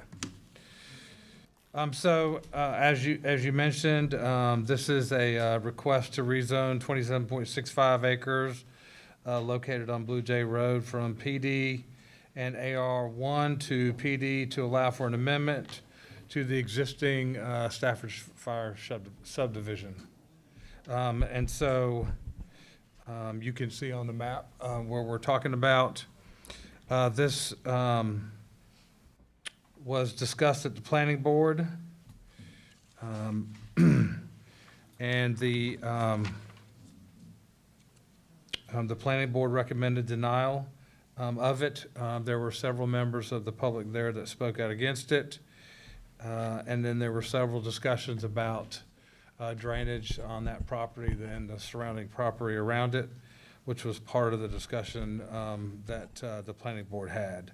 And so, yes, the engineers and the owners are here, and I'll let them take over, okay? Mr. Chairman, if I can kind of give some background here on the county's involvement on this. In 2020, the county hired EOM to do a stormwater drainage analysis of Staffordshire, to determine what the problem was of the neighborhood and why it was having the flooding problems that it did, and B, to come up with some alternatives to fix the problem. So briefly, the determination on the cause of it is the original developer, when they dug the ponds, they were not able to dig them as deeply as were in their plans. And as a result, the capacity of those ponds was inadequate for the stormwater runoff. And so in April of 2021, with that study in hand, we sat down with and I believe the chairman was there, and I believe Commissioner Burdette, and I'm not sure if any of the other commissioners were there, that we sat down with the current owner of the property, developer of the property, to discuss the findings and potential solutions. And so that resulted in a letter of an agreement between the two, dated April of 2021, where the board said that they would not permit any further development of the property until the stormwater issue was addressed. The way that the developer and the county agreed to address it was with two steps. First, that they would increase the capacity of the new phases of the ponds beyond what is required for the development of those two phases to make up for the shortfall in capacity of the earlier phases, and then they would connect the two ponds. And so that would, so therefore they would meet the stormwater detention capacity. But the second was to create an outfall for that pond system in the case that it would, if there was a case where the pond system would begin to overflow beyond the capacity, the expanded capacity of the two ponds. The county agreed that its part would be to assist and acquire the necessary easements for the second part of that phase, which was to connect to the rear of the property, and I'm actually going to bring that up on the screen.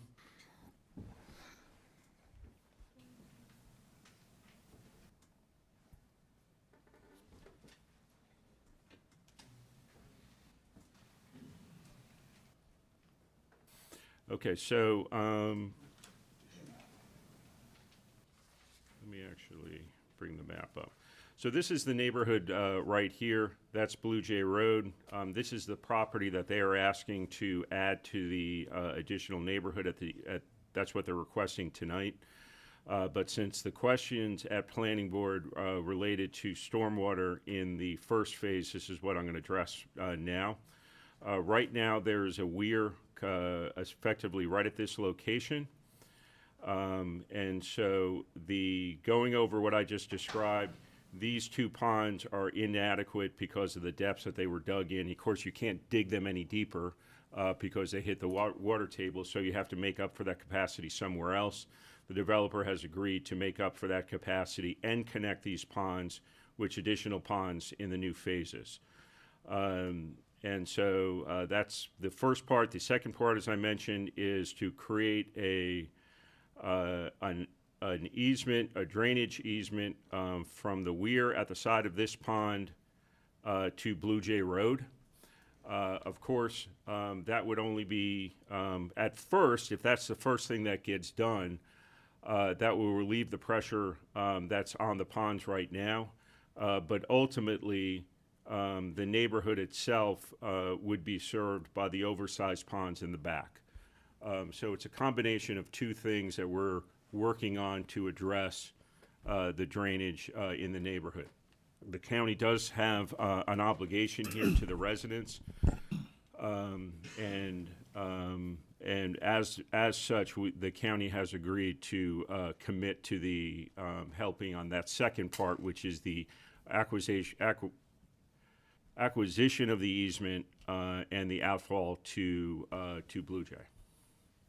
And Yeah, so that's kind of where the background of the stormwater issue was addressed. And Yeah, so, I remember well the discussion. I remember going out there and standing shin deep in water when it flooded the back. And when they came originally wanting to develop, we said, until you can help Staffordshire resolve this flooding that takes place, as long as I was on the board, we wouldn't be approving anything else.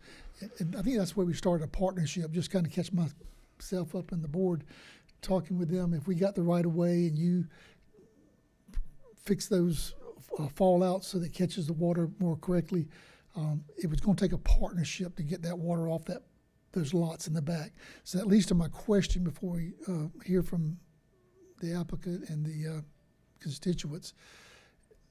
Is staff convinced, since you're recommending that this meets what we talked about several years ago, that if they do this development, we provide the right of way, they build the drainage across Blue Jay, this would materially solve the excess water that's going on the folks in Staffordshire now? yeah, more so. It actually addresses it double. So if they were to build this new right now, simply the capacity that they're building in the ponds that they're proposing in phase 2 would address the flooding issues in the neighborhood. That alone. But as a further safety mechanism, getting an ability that when those ponds become too full, that there will be that there could be an outfall essentially to the watershed, then on the other side of Blue Jay. Then that's addressed. And they've there. agreed to build that in conjunction with this phase they're asking for? Correct. And so the county's obligation is to get a piece of a drainage easement. The developer owner is providing the second piece of the easement, and then they would be responsible for the cost of construction. Okay. But regardless of what happens tonight, we are going with the ditch or some type of solution anyway for the current residents. That's correct. I mean, right. that's not predicated on the new phase. No, we've been trying to do that. I mean, we've started this process, like I said, about 4 years ago, and we're in the process of finalizing the easement acquisition. And as soon as that's done, we intend to provide that outfall, and then Who's going to build it? What's that? Who's going to build it? Give me 1 second. It's not the developer. To your point, we're going to do that ourselves. I have to read the letter. It's a few years old. I just wanted to clarify that we are doing the ditch regardless. I mean, it's not strictly, on this new phase. I mean, we are looking at trying to help the current citizens that are there today. Yes, but I was thinking that the developer was going to build it if we got the easement as a partnership in doing that.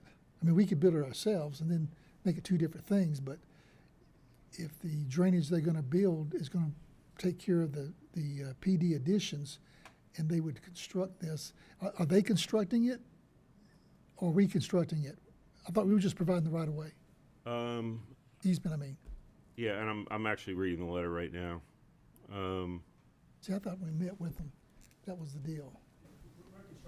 Yeah, that's right. Yeah, the county's obligation is to facilitate the acquisition of the easement, and And the the developer would- developer is responsible for. Yeah, I thought that was part of it, so it Right, would the be some developer's cost savings for the responsible for county. construction. It would help Staffordshire as our constituents, and in that, we would consider future development. Yeah, that's what I thought. Okay. All right, we're in a public hearing. Is there anyone speaking in favor, first of all, would like to come speak to what we've already been talking about? And we're gonna note that it's 6:40, and I think we have, 15 minutes for public hearing, is that right? My name is Reed Brennan, and I'm the petitioner. I have our engineer, Alex Fitzpatrick, with Hussey Gay Bell here. I mean, the presentation from everybody was fine. We're here if you all have any questions, we can come back up and Okay. address them. Do you have any questions now, before we hear public comment? I think you answered mine. How about the board? So I'll ask a dumb question. Normally pretty good at doing that, but so in my mind, even I hear you're going to dig larger detention ponds, but you're in a wet area, so there's excess water. The water table is closer to the surface. So does the larger detention ponds, I mean, do you feel confident that would work? Hey, so my name's Alex Fitzpatrick. As Reed said, I'm with Hussey Gay Bell Engineering. And I will say Tim did a great job earlier kind of explaining the two-part plan that we have to fix these issues. One of the main reasons that bypass ditch that goes to Blue Jay Road is going to be very beneficial is we predict that's going to lower the natural water elevation about a foot on that whole property. So because of that, not only does that lower the natural water elevation, allow us to release the water at a lower elevation, obviously, so it's not flooding as fast. It's also really beneficial because when we dig those ponds, we have more space to get area for the ponds, but we're looking at, and do you have an exhibit that shows our current concept plan? Do they have that shows where the ponds are expanding? It's this one, who has access to. Do you have an exhibit of their plan? Can I give you a hard copy? I'll disconnect. Here, yeah, just so they can look at it. So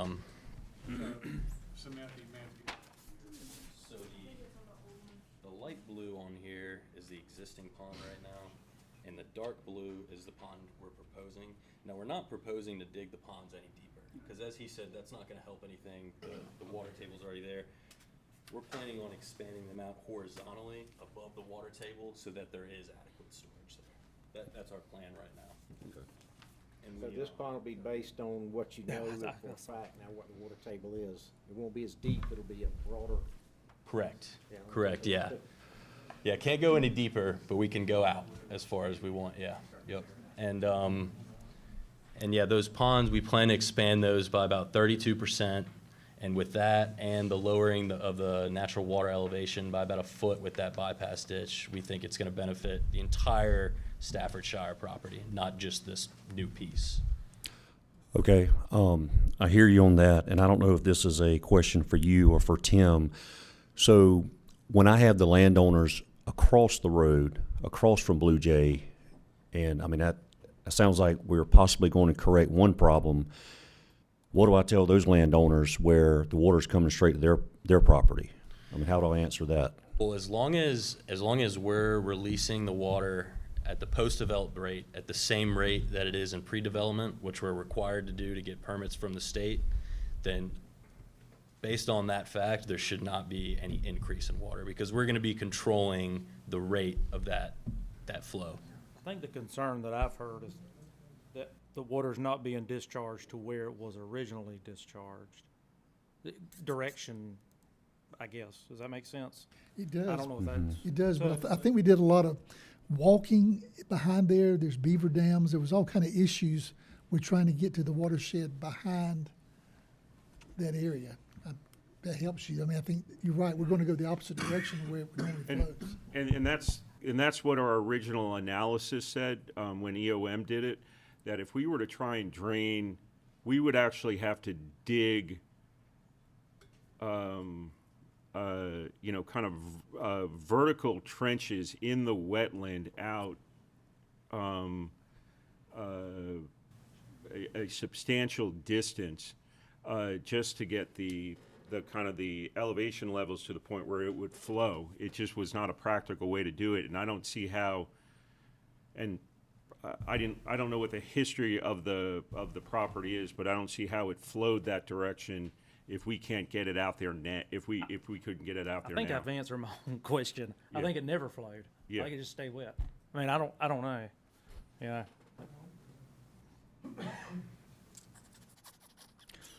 Well, we had a study completed, Yes. correct?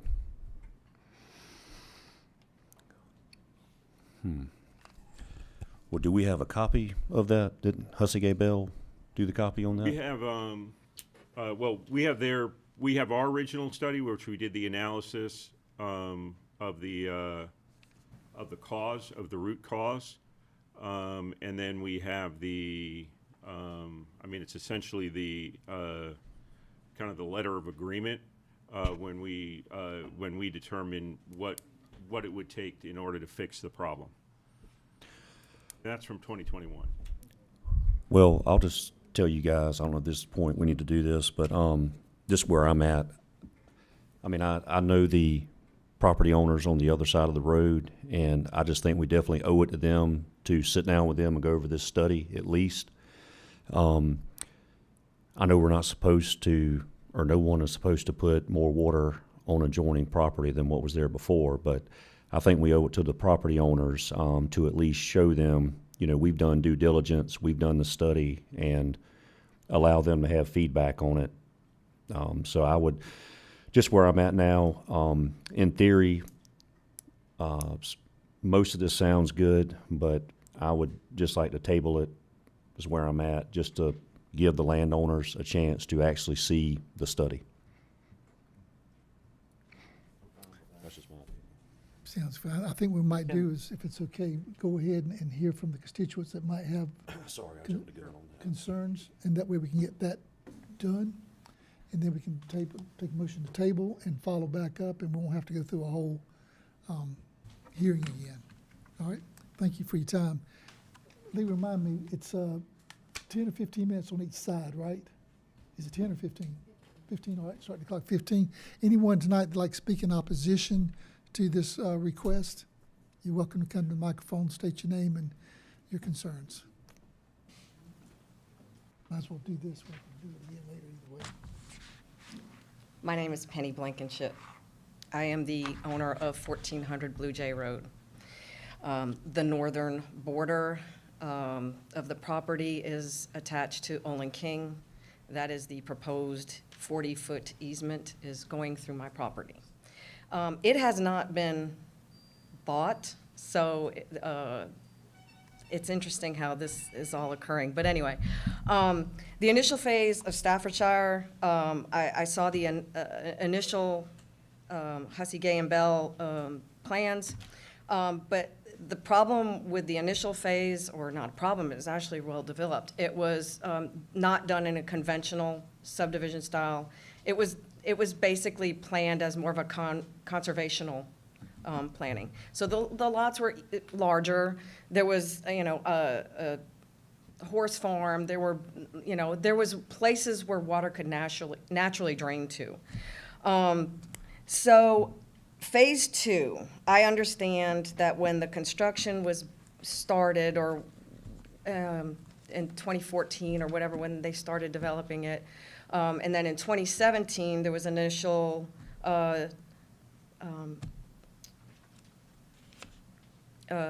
planning board paperwork that was denied. And there was some things that were concerns, but the concerns weren't like written out very well for me to read. I have a copy of it, and I was like, okay, but there isn't really. So I saw where it said, well, before we go on and progress on to this next stage, there were some concerns about what we needed to do about this. There's a few things that I learned about the development. As far as, the wetland map, when we put it up, it was developed on wetlands. And I didn't buy the property. I wasn't the initial contractor who bought the property, and I wasn't the person who went in there and bought somebody else's development, okay? But there is always a risk when you take over property. I took over the Stafford home, and it was a risk. I bought it as, you know, a foreclosure. So I realized when I bought it that, you know, I had to fix it up. I had to do things. I had to do my due diligence on it as to whether or not I was going to buy it. And I decided to buy it. In 2017, I was looking at the zoning ordinance, and they didn't approve the request. But I did not see anything that was an addendum that said that Mr. Brennan did the corrective actions, that whatever the corrective actions were, I did not have access to it. So I'm at a disadvantage here. I don't have that paperwork to look at. I don't have anything that shows any improvements that were made so that I could know what was going on. And I need... Let me bring myself up to speed here. The phase 2 in the back, did the current developer that's making the application, did they build that? No. As far as, you mean the plotting of it, I do not believe the current developer did the plotting Mr. of it. Brandon, he's the one that was just here. You didn't build phase 2, did you? Huh? I'm sorry. But somebody else planned it, right? You just bought the property. The whole thing's been planned, even the next phase has been. I know, but I'm asking, did you didn't build phase 2, did you? Yes, You did? Okay, they did. I just couldn't remember. if you But did. he bought the property, like, it was like auction property, is what I'm saying. It was already done by somebody else I got you. prior to him. I'm with you, okay. So I found out now, just by listening, who hired Hussey, Gay, and Bell. I was just kind of curious as to who it was that hired them. The thing that I noticed is that there's some elimination of some necessary facts. One is that the City of Springfield runoff drainage plan is underneath the electric lines, the easement underneath, in between Aqueduct and my property. So there's always standing water there. So I didn't see where that was addressed in the plans either. City of Springfield? Yes. I think she's referring, it's actually the county. Oh, is it the county? Yeah. Okay, I thought it was the Same city. thing. Oh, the treatment plant, yeah. Yes. Yeah, 'cause we So looked I at didn't it. see where that was actually incorporated into the fact that it's holding water all the time back there. Well, we looked at that back several years ago about trying to run water back toward our plant and out to the outfalls back there, but it just wasn't feasible. Right, so now we're stuck with that, and I didn't see where that going forward was incorporated. Where are we gonna drain that water in addition to the back, that's flooding now on Aqueduct? The other thing, about the city being dedicated the street, the timeline is suspicious to me as far as everything else in Staffordshire appears to be, Staffordshire, like, people own it, or what, like, the streets are not county-owned. When you look at the plot, the only street in the whole subdivision that is county-owned is Aqueduct. And there's no way for anybody to get to it if you look at the map. It's just a street sitting out there that's owned by the county. And I was just kind of looking at the timeline as far as 2014, we knew about a problem. 2017, we knew about a problem. 2018, we knew about a problem. 2019, we knew about a problem. 2020, we knew about a problem. 2021, we knew about a problem.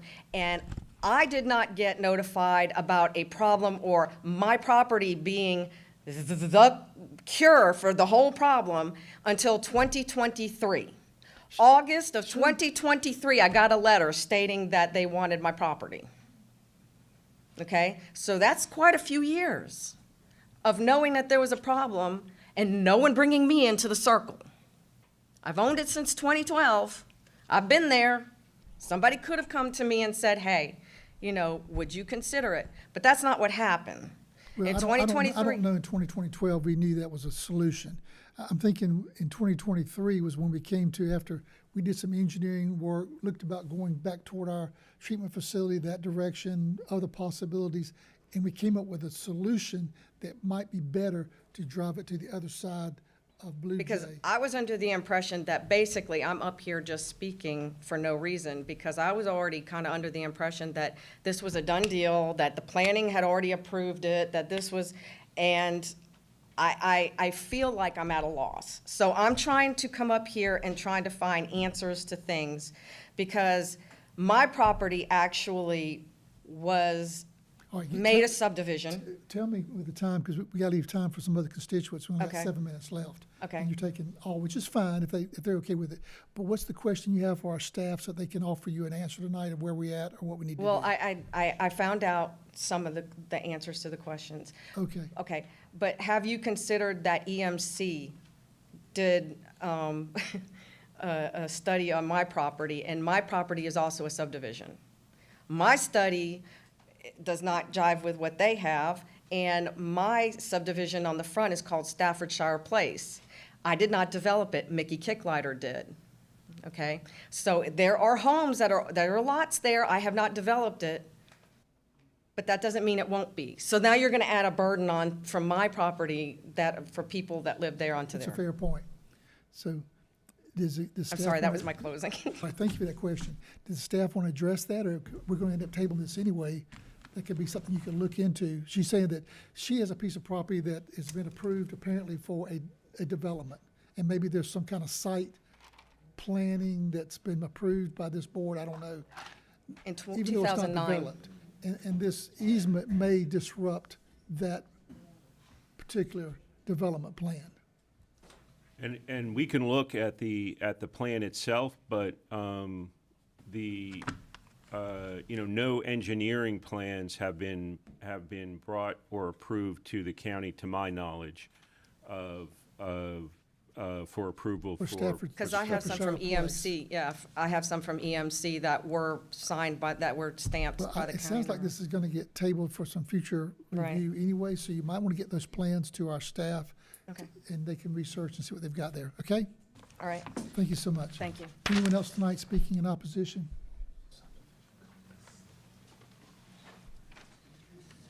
Hey there. My name is Adam Drummond. I'm at 109 Aqueduct Drive. I'm not going to speak on the flooding because I think that's been spoken pretty well. I moved here a month ago, so I'm getting caught up to speed really quickly, but I can only talk on my experience in the past month. I have not met Mr. Brennan, so I also don't say any of this directed to him. I don't know him. But it is my understanding that the HOA is ran by the developer currently because the right percentage of lots have not been developed to turn the HOA over. Since I have lived there, we went to the playground. My boys came back. Their clothes were black from the, I don't know what on the slide. The swings are rusted. The mailbox where you receive like your package has like a key stuck in it and broken off. When I asked on the Facebook group how to get that fixed, I was told that it's been broken for over a year. Apparently there were supposed to be street lights on Aqueduct. There are no street lights. There is not a sidewalk that leads you to the mail hub. So you have to get off the sidewalk into the road with no street lights to walk to the mail hub when I come home from work.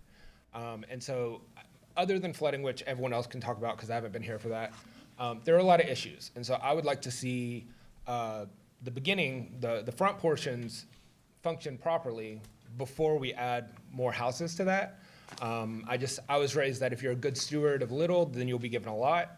And so I would just like to see us fix a lot of these issues before we start building more houses. So, thank you. Thank you.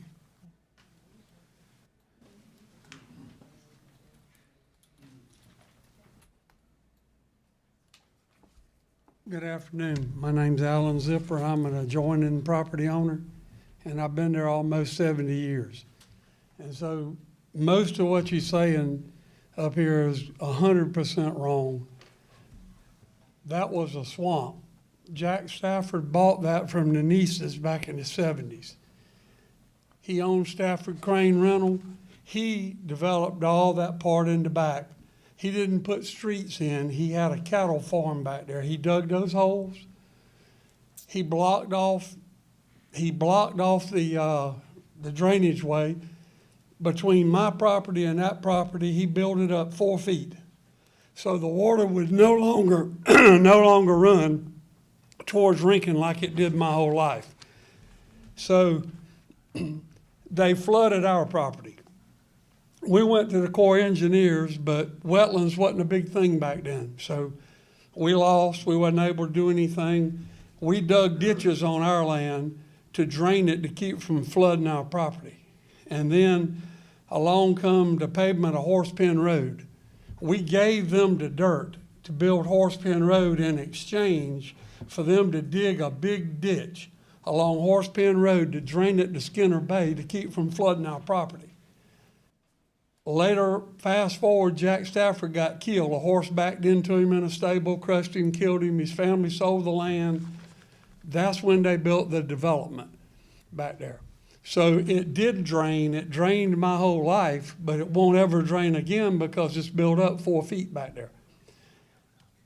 The drainage that they put in wouldn't work, so they came out by Blue Jay Road by that first pond on the east side next to Miss Blankenship's property, and they put a pipe in and they drain it to the ditch on Blue Jay Road, which runs down in front of my house and goes into another drainage easement, which a gentleman just bought the property and was told it wasn't a drainage easement, but I know for a fact it is. The county dug it and maintained it for years. And that's how it drains today, okay? I don't know Mr. Brennan. I mean, he's in between a rock and a hard spot as far as I'm concerned. He did not create the problem. He bought the problem probably unknowing all this stuff that I'm telling y'all. But we were unable to win this years ago when it happened. But that was a swamp that drained, you know where Timberlake is off of Horsepen? All of Timberlake drained all through that swamp. It went right out across McCall Road into Poley Branch, into Ebenezer Creek, and into the Savannah River. That's where that water flowed, okay? And it did that my whole life until Mr. Stafford dammed it up. And we are where we are, and I don't know what the fix is, but condemning and taking somebody else's property don't seem like the right answer to me. The right answer to me seems like a lift station that would pump the water back to where it originally used to go and lower those ponds.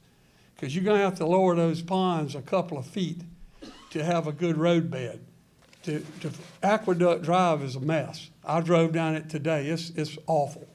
And I feel sorry for those people that live back there. And I feel sorry for Mr. Brennan that's got it and got to deal with this. I don't know how to fix it, but I do know the history of it, and I got some maps back from when we fought it with the Corps of Engineers where you can see what it used to look like and what it looked like after Mr. Stafford dug it up and dammed it up.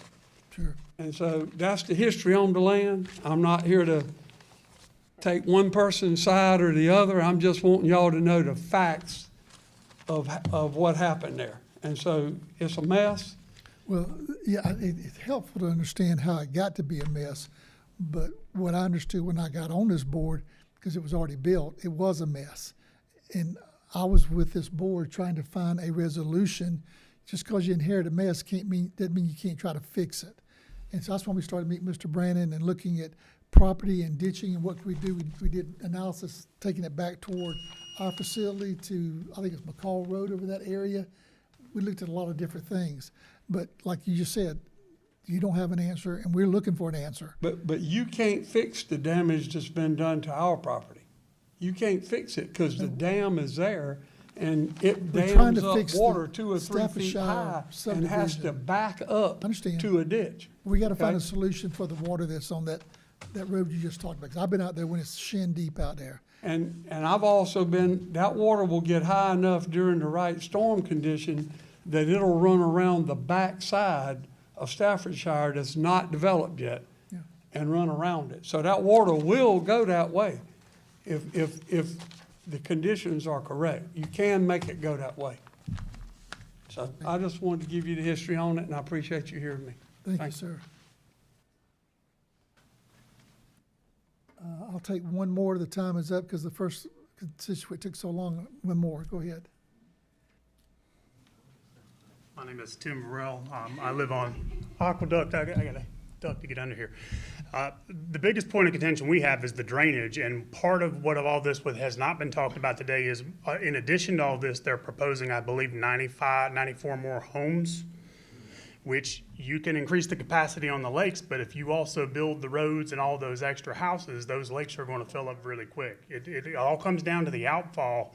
And the point of contention that we have is that we're always told that what he needs to do is build more to fix the problem.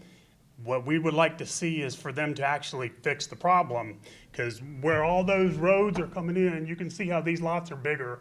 He wants to subdivide all of this area to make them this size lots, whereas right now they're plotted for this. And right here is where all the drainage is bad. This is where all of these new homes will be coming out. And it gets to a point where if you've got a bad storm, a hurricane or something, unless you're in a high profile vehicle like a truck, you can't get through there. Sure.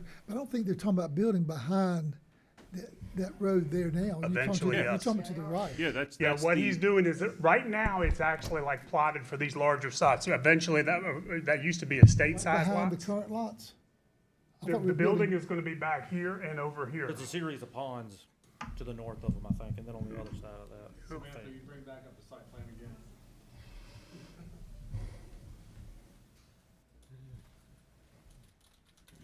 Yeah, see, all of these are new homes. So that's the back of Aqueduct, this is the back of Saratoga, and then this is the new property off of here, To and the then that right. easement is gonna run down this way. Okay. So right now, the drainage is over here. So, I mean, again, our problem is, as residents is, we don't want to see a lot more building and then figure out this didn't fix the problem. What we would like to do is fix the problem, and then I think most of the people in the neighborhood probably wouldn't have a problem with the building, but right now, if you build those extra homes and it doesn't fix the problem, come a hurricane, you're gonna have a bunch of people who are trapped in the back of that neighborhood and can't get out, because that's the only access to that area. Okay, thank you. All righty. All righty, I'm gonna close the public hearing. I think we've heard some good information from our constituents and from the applicant. Hold on, you got one more. You got one more? This Good evening. that last one, go Just ahead. real quick, Dave Burns, and I am speaking on behalf of the landowners across the road. And, I mean, we just have concerns because, no offense against engineers, but they've obviously been wrong. Review process has been wrong. And so we're worried that, you know, a ditch moving water in a different, new direction creates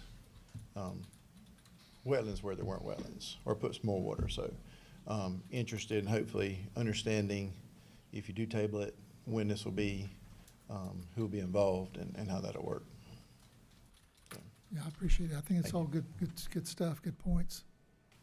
Okay. I appreciate everyone speaking tonight. I think we've got some things we want to research as well as identify with folks across the road and look at. I'd like to see some engineering independently that's looking at what is planned, because my heart and desire, and I know this board was originally working with the developer to get a solution that, like to your point, that fixed it. And that's why we said no more development until we see that we have something that will fix the flooding that I put waders on, it was almost to my knees, and I saw it right at the edge of houses that had sandbags after a flooding rain. So I'm very aware that we have to fix it. With or without the developer, we gotta find a way to fix it. We're just trying to do it in partnership. Tim, do you have any comment from the staff, or do you want to go ahead and enter motion to table it, and let's have some further discussion? Well, we can come up with a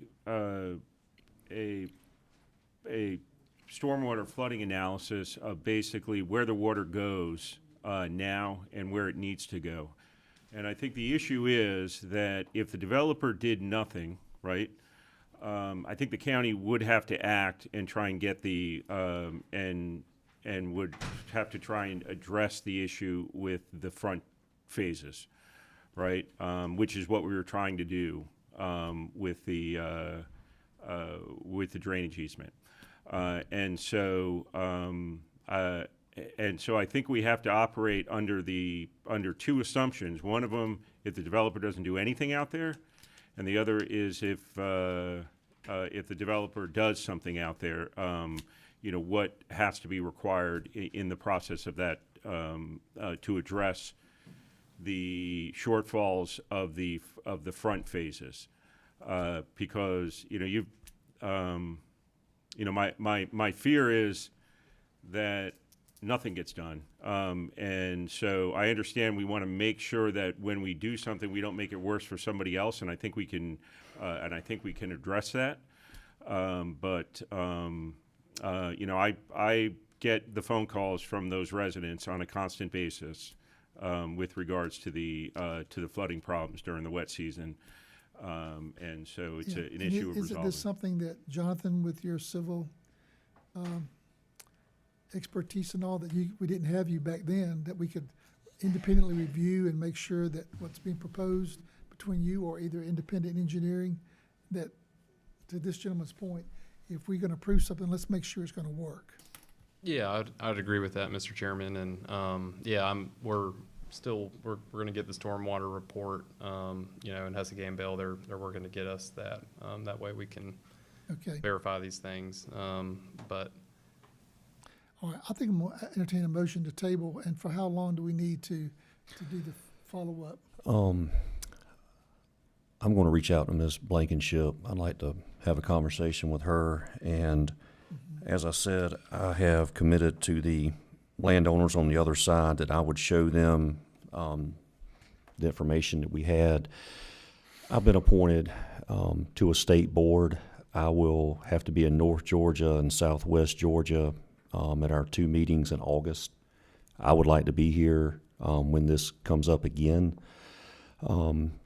It sounds like we do need a little bit of time, but I mean, I would propose, I don't know, maybe we only have 1 meeting in September? We have 2. 2? First meeting in September?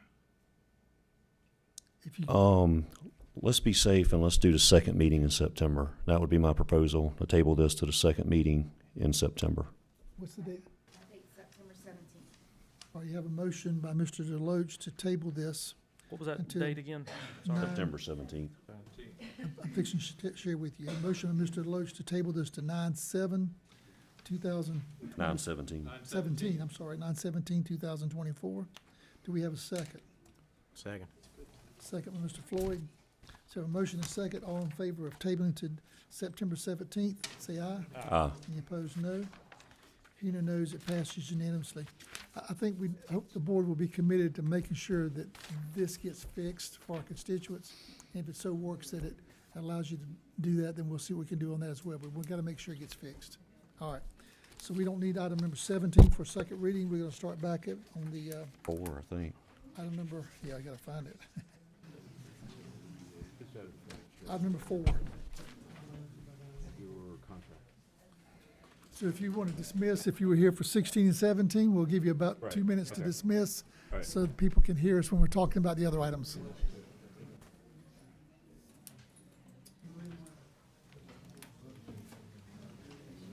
All right, we're going to go ahead and move ahead if everyone would help us with that moving forward. Item number 4 in the public hearings, the planning board recommends approving an application by Betty Crosby for a variance located at 118 Second Street to allow for a reduction in the required building setbacks, map number 296A, parcel number 25 in the 1st District.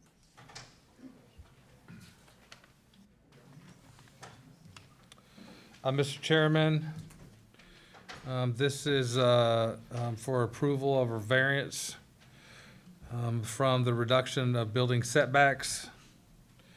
The applicant's parcel is .51 acres. The lot size is approximately 136 by 105. They would like to place a mobile home on the property for a caregiver. Due to the parcel being zoned AR1, the Effingham County Code ordinances currently does allow an immediate family member on the property as well as the primary. So the front setback is 50 feet, rear is 50 feet, the side is 25 feet. So they're asking for the variance along the property line of Second Street to be 10 feet along that area.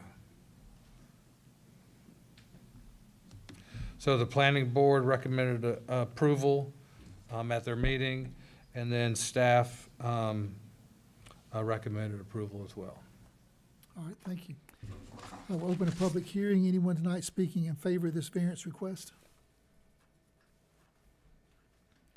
Anyone speaking in oh, Oh, wait, approve, okay. if you don't have to speak, but you're welcome to speak. Yep. Okay, I'm Betty Crosby. And I am asking for y'all's consideration, once again, to allow me these variances on this property so that I have two handicapped sons. One is 57 and the other one is, 54 and the other one is 47. And I am trying to it's right next door to me, and I'm trying to fix the property so that in the event that something should happen to me, that I could have a place fixed for somebody, a caregiver for them, so that they would be taken care of and wouldn't just be thrown to the state for somebody to take care of, because they would be, financially, they would be taken care of. And that's what I'm asking, is just that you approve that variance for me. Very commendable. Thank you. All right. That's it. Anyone tonight speaking in opposition to this? Or did you want to speak in favor? I want to speak for it. She missed one thing that I'd like to put out. It is a small lot. My name's Scott Lewis, a small lot, but there was a house there prior. This is not a new development. It's not rental. She's not trying to make money on it. She was renting the home out that was there before, and a crime of arson took place. The home got burned. So this is not like a brand new, like we want to move in there, or she wants to move in there and cause a bunch of issues. There was a house there before that would still be there, and still be a house there. She could have had a caregiver in that house. But and the guy's, I think, got 20 years in prison for it. It was definitely a crime of arson there. It's a little more to it than just we want a variance for a caregiver. But I did want to put that, it's not brand new to the neighborhood. Thank you, Mr. Lewis. All right, anyone tonight speaking in opposition to this variance request? Anyone speaking in opposition? Seeing no one coming forward, I'll close the public hearing and see if there's any discussion or a motion from the board. I'm good. I'll make a motion we approve with staff and planning board recommendations. Second. Motion by Mr. Floyd, second by Mr. Deloach to approve with staff and planning board recommendations. All in favor say aye. Aye. Any opposed, no. Hearing no nos, it passes unanimously. Second reading, consideration to approve the second reading of an application by Betty Crosby for a variance located at 118 Second Street to allow for a reduction in the required building setbacks, map number 296A, parcel number 25 in the first district. Motion for the second reading. Make a motion we approve the second reading. Second. Motion by Mr. Floyd, second by Mr. Kiefer to approve the second reading. All in favor say aye. Aye. Any opposed, no. Hearing no nos, it passes unanimously. It's done. You can hang around if you want to. Item number 6, Planning Board recommends approving an application by Amy Wilson as agent for Sandra Hutchison for a variance located at 569 Little McCall Road to allow for the occupation of an RV during home construction, map number 320, parcel number 51 in 3rd District. Yes, Mr. Chairman, thank you. You are correct. The application's for a variance for an RV during home construction. The applicant is currently looking for permanent home options for the property. And so a building permit has not been applied for yet. AR1 zoning does allow a secondary dwelling for immediately family members as well as one during construction. The planning board did recommend approval, and staff did as well. All right, usually, what's different, I thought they had Only to put have a time frame on it. They usually had a permit, and then they had, like 1 year from the date they requested the construction permit. That's the way it's supposed to be, that's correct. And we're not doing that this time. It's just a little bit of variance from that because they haven't A little got bit of variance from the variance. The variance from the variance, yeah. So the point, they just haven't got the plans yet to build a house. It's gonna be there on that property. They're gonna do it within that 12-month period of time. It's just Should we approve this with the condition? based on they get a building permit. And it begins. Yeah, that would be my By recommendation. the condition, once you get the building permit, you can move a mobile home out Yep. there. Oh, with some kind of constraints. I mean, you don't want it to drag out 5 years. That's right. Waiting And- on. No, I think that's a perfect example. We have 1 year. Isn't that usually part of what we do? Is Yeah, that- you is that do what 1 we year from the time you pull the building permit. Yeah. Is that one of the conditions that's in here? I don't remember seeing that, Um, and I might just not have seen it. It says, following condition, the applicant can stay in the mobile home for up to 12 months. Should that time need to be extended, they come back for it. But you could say based on when they got the building permit. Okay, so we just need, the only condition we need to add tonight is when you pull the permit, you have 12 months. and you That's when come- it you can starts. come back for a, Yes. okay. All right, so that's a condition we'll add at the end if we want to do that.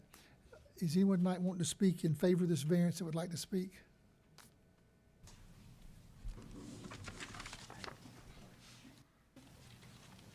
Hi, I'm Amy Wilson.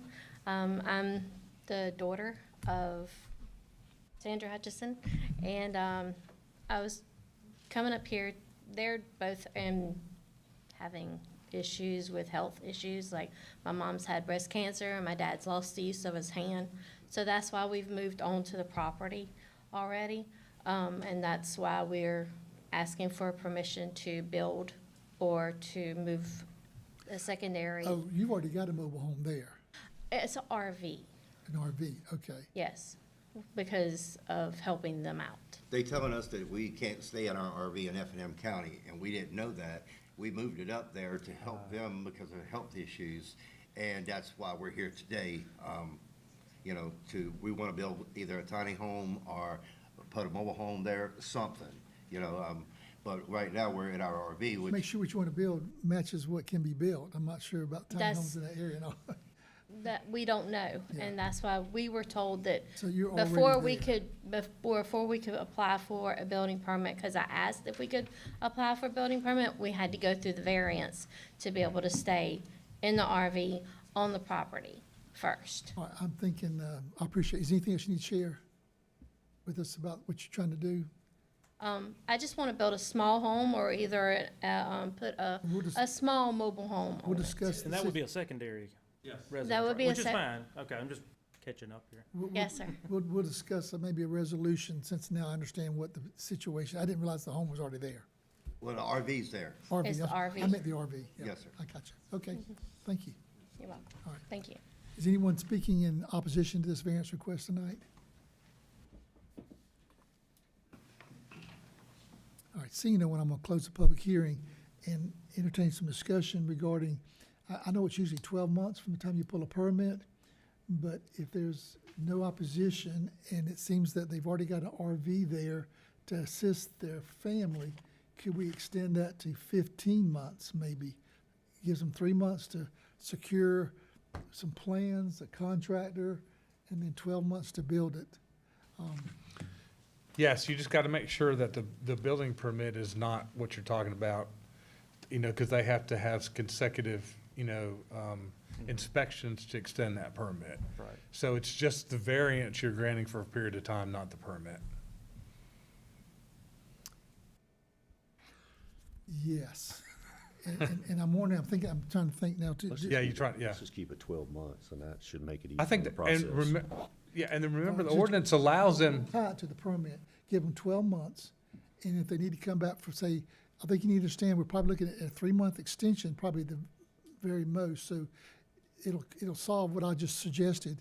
Gives you about 3 months to find your contractor, find your house that you want to build, and then 9 months to build it, but if you need an extra 3 months, this board will probably provide that for I you. think that's fair. and the ordinance does provide them the opportunity to come back and ask for an extension. It does state that in the ordinance. Okay, all right, so we're gonna stick with the way it is reading now, that we'll give a variance.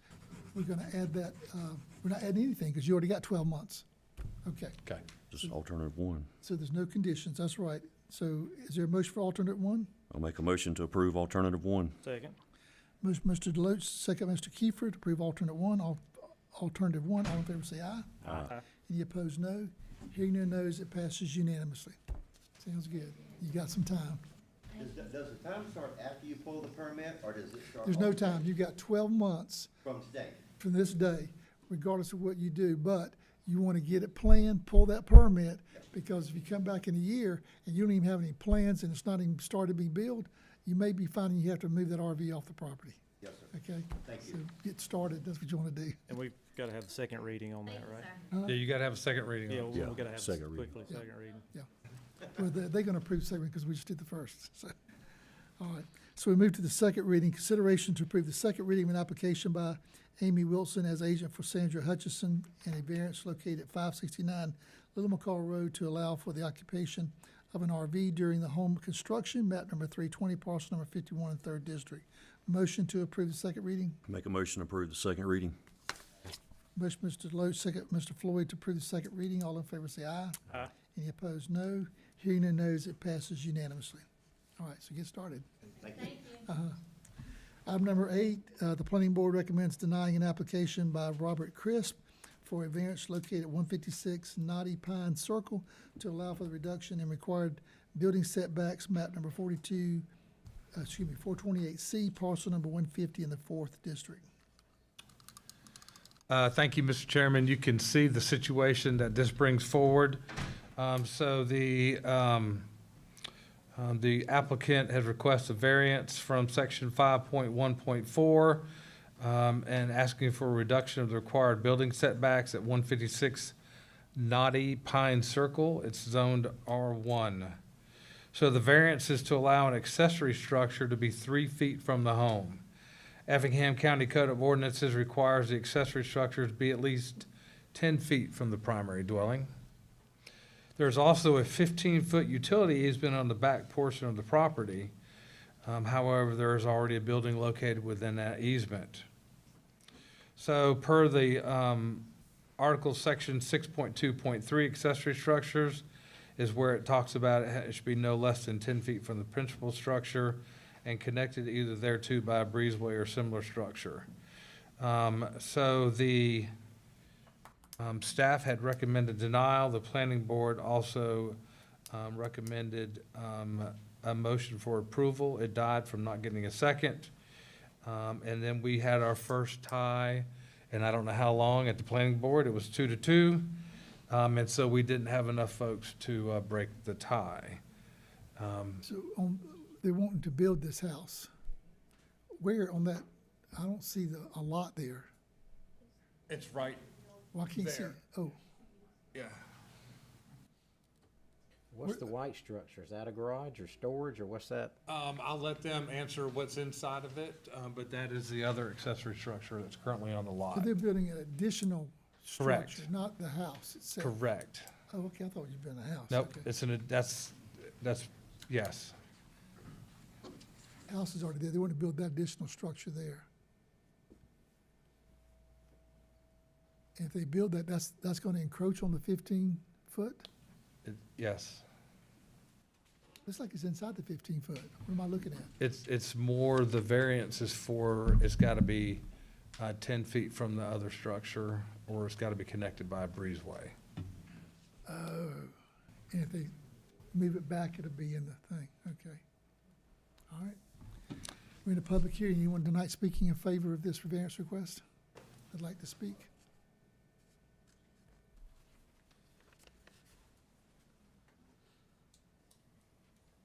This might clear up a little bit for you.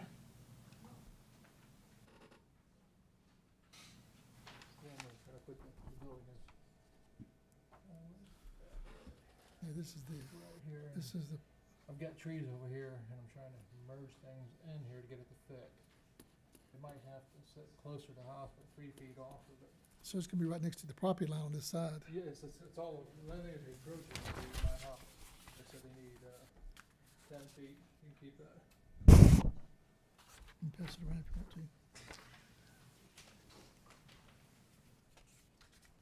My name is Robert Crispin, 156 Knotty Pine Circle. The reason I want to do this building, it's really not for like cars or anything like that. I've got a disability. I became disabled 2 years ago, and I have a lot of problems with my spine, a lot of nerve damage and stuff like that. So I've got machines in my garage right now, like a Nautilus, and I use that quite a bit, but I need to move it into a separate facility. And then, you know, and kind of like make it in my personal physical fitness area. I've been getting steroid injections for almost like the last 40 years, which now induced my, it's called steroid-induced glaucoma. So I'm gonna go blind. So I'm trying to get everything situated where I can go from one door to another and just do my physical therapy, because if I don't do physical therapy, I'm gonna be back in a wheelchair. I mean, I've went from being disabled where I couldn't move, bedridden, and VA put me into aquatic therapy, and I did that for about 1.5 years. And then I had pretty much a walker, and then I went from a cane. I still carry my cane, which right now, if I didn't have my cane, the VA see me, they'd be pissed off, because I have a tendency to fall. It's like, I got no control of the nerves. I got nerve damage in both shoulders, both legs. Again, I broke my back in the service back in '83, but in order to continue working, I did a lot of steroid injections, so it's just wore things down, and now I'm paying for the prices of getting older. I appreciate the explanation. Thank you, sir. Anyone else wanting to speak to this variance request tonight, for or against?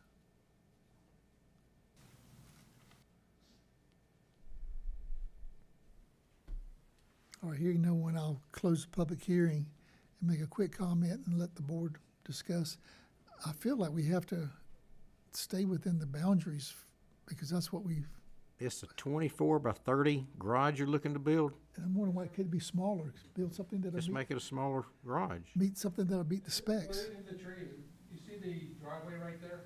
Yep. If I gotta come 10 feet over, I'm right at the trees, I'd have to dig out 6 trees. Yep. I'm trying to do this with under cost. I think we need to ask him to build something that can be built on that lot and meet the setbacks. You got houses around them, and I hate it, but I think there's something he could build that would accomplish what he wants without building a 24 by 30. That's pretty good size. That's a big one. That's a big one, yeah. There's a lot of exercise equipment, like, so the machine itself takes, I got a 20 by 20 garage right now, it takes the back half. Okay. Any other comments from anyone on the board?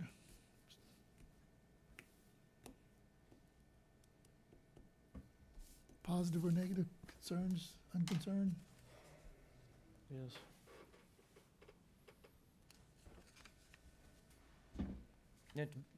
The sketch is not to scale, so. No, it's not. though. Let's be It's careful not. with that. And I think I think you're gonna start a precedent here again. I think he has to find a way to build something that meets the code. Or closer to it, that's, What's the total request of the variance, I guess?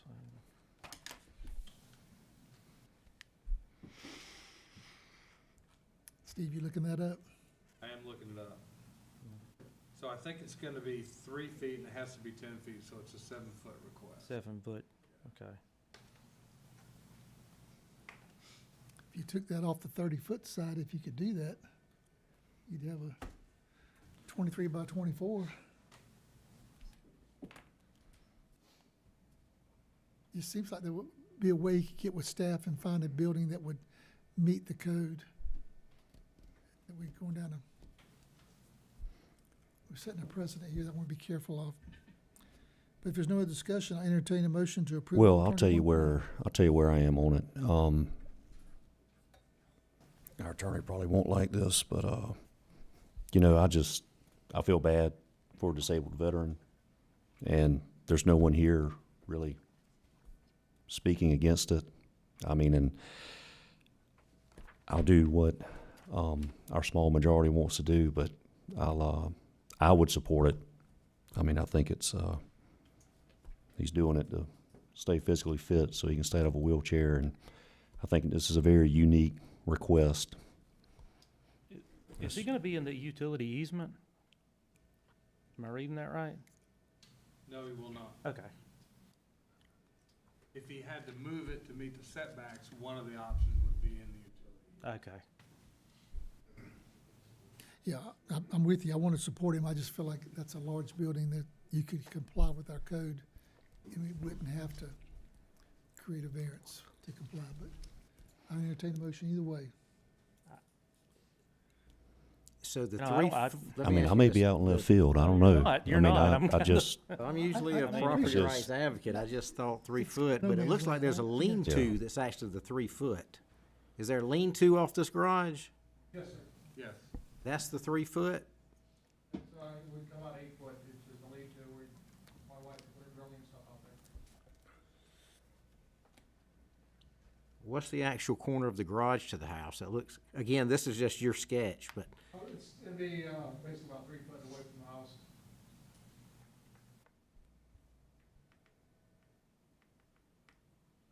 I'm okay with not being a breezeway. I just want to make sure we don't infringe on everything else. Setbacks. I guess I'm You know, confused. that's- It's a I have an 7-foot easy time making that variance. concession. nobody from the neighborhood, nobody complained. Okay, here we go. I'm not complaining, it's just, he has room on the other side. You can come to the microphone, please, ma'am. Well, that's my point. I think you need to work with staff to find a way to meet this Oh, I gentleman's see what need. you're saying. Well, I don't know where I'm this, Shalane this is Westbrook. at. Is that a drain field or anything? I don't know. Yeah, I don't know if that's a I mean, drain I don't field. have, I'm not complaining Microphone. about, oh, okay, State your name. okay. It's just the fact that State your name, please. Shalane Westbrook, I'm sorry, I live right behind him. Okay. Directly. And well, let's see, on the other side, he can't put one on the other side? There is Or a you have bigger more area. room? I don't know, maybe you could. I don't know if there's a septic tank there. I don't know if there's any drainage there. I don't know. That's my point. There's just a lot of trees. On the other side, there's a big island where they cleared it. So were you planning on? Can you come to the mic so we can hear? We can't. Come to the mic if you would. Because I think the board wants to I just possibly wanna know, entertain I mean, it. is he gonna, I mean, What's on the other side that you're concerned about, sir? On the other side of the house, you can see all the trees. Yes? Well, Are they indigenous trees like, well, live that's just oaks? it. I'm trying to do everything under cost. I mean, remove trees. I mean, how much it costs to move 6 trees? It's gonna cost probably as much as it goes into construction. Like I said, I said, you know, it's changed, you know, whole my life, you know, being completely disabled. It's just not something I, you know, wanted. You know, in 2020, you know, I got a fused neck and it just keeps getting worse and worse. What's and in this white building over here in the corner? What's that structure there in the corner? That's just a shed. Wood shed, a portable shed? No, it's just a shed, just storage. It's just like lawn tools and stuff like that. If that was not there, could he meet the requirement, Steve? No, I'd still have to get rid of the trees. That's the biggest thing is the trees. They just put too many damn trees in when they built the building. Again, when I moved in, I wasn't expecting this. If like the it's- trees weren't there, could he meet the Yes, if I probably removed all the trees, well, not all, but I mean, whatever it would take. it would take six trees to make that On requirement. which side? You said 6 trees on the right, on both sides it would take 6 trees? Yeah, so both, well, there's like multiple trees inside, so. Steve, there is a way he could build a building comparable to the size he's talking about on this property and comply with code? To me, that's our answer, but I'll still entertain a motion one or the other. If you can comply with I code, wanna work with him, but I mean, take your trees down.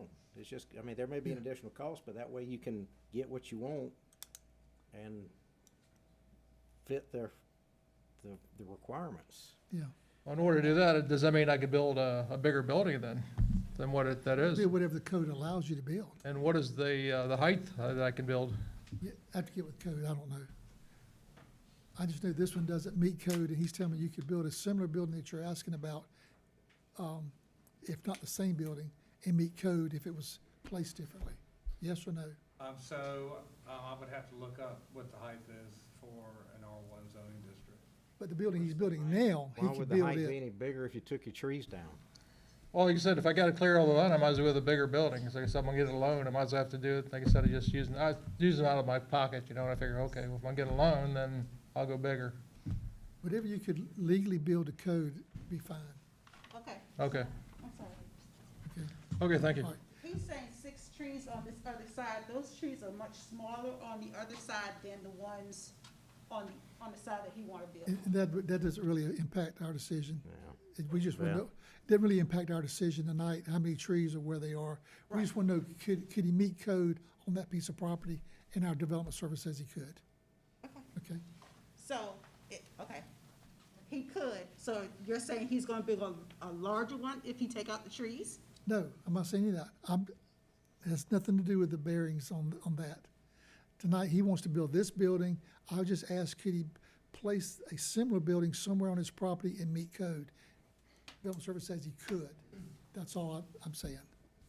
I don't know how he does it, they'll have to. I'm with So Jamie, this, but so he's wanting a personally, that 7-foot portable variance so shed, he it can be still be moved. considered an He can take accessory down a tree structure, or two right? and get what he wants. Or a, It's connected by a bridge. unless it's connected by a breezeway. But if it's connected by a breezeway, the building setback is larger, right? Correct. Is that, okay, I wanna make sure I'm, All right. Is there any information the board needs to make a decision to approve? he's or still deny? meeting the property boundary setbacks for an accessory structure. It's not the setbacks of where it's the house. It's the variance from his house to the, It's fire code yeah, it's a fire, okay, yeah, and our code. well, yeah, It's a metal building, so. yeah, I know. Yeah, I understand that. Yeah. It's fire cost. That's why I said the breezeway doesn't bother me if we wouldn't give a variance for that, not have to do that, and that helps it. I don't But- think the cost of taking down a few trees is, if you can actually get the money to build a bigger building is a reason. I would say move the portable shed, take down a couple trees and then build what you want. If you wanna be bigger and it fits, that's what I would do. That's the way I see it. Instead of 3 foot off the house, I don't, You give variances for hardships. Hardship means I can't use this property, in my opinion, for any other way. There seems to be another way, so the hardship is not created by us. correct. I would still recommend that, since he can get the building on that property and meet code, that's what we stick to, but that's just my opinion. So do we still deny this request, the variance request, or? I'll try to make sure, but that'd be what I would ask to do, is let him go back to the drawing board with staff and find a way to meet the code, since they've just verified he can meet code and get that building somewhere on that piece of property. I mean, there's room for a shed or a garage. Yes. You're gonna have to take down a tree and maybe move that little Yeah. portable shed. But I So think there's a way if to we do go it. that route, I need a motion to deny. If you want to let him build what he wants to do right now with the variance of 7 feet, give me a motion to approve the variance I'll make request. I'll make a motion to deny. I'll second. All right, motion, Mr. Loach, to deny, second by Mr. Floyd. All in favor, say aye. Any opposed, no. Hearing no nos, it passes unanimously. However, But I would want you like to for know. reach out and go ahead. Yeah, I would like for you to reach out to our staff and work with them and find a way, because we want you to have that building. We'd like to comply with code, because we appreciate your service, and we want to see you stay healthy. But we don't want to set a precedent when there's an opportunity to meet code. If they come back and they tell us we can't meet code, we might could give a variance for 2 or 3 feet, because it becomes a hardship then, okay? All right, everybody agree? All right. All right, item number 10. The planning board recommends approval of a request by Jason Rourke, whatever, as agent for Karen Lanier and Gary Moore to rezone 4.88 acres located at 188 Harley Road from AR1 to R2 to allow for subdivision to create a new home site. Map number 417B, parcel number 4 in the 2nd district. Keep it brief, because I don't think these things go pretty simple. Okay, in your packet, you have the staff report. That's good, that's all I A little need. more than that, okay. Is anyone, So they're wanting to rezone this from AR1 to AR2 to allow for subdivision of 3 separate parcels in AR2. You know, AR1 requires 5 or more acres, so that's why they're asking for the request. It was. how many parcels are they subdividing? They're gonna make 3 separate parcels. Okay, So this would be our new simple subdivision. right. Yep. Anyone speaking tonight in opposition to this rezoning request? Anyone speaking in opposition?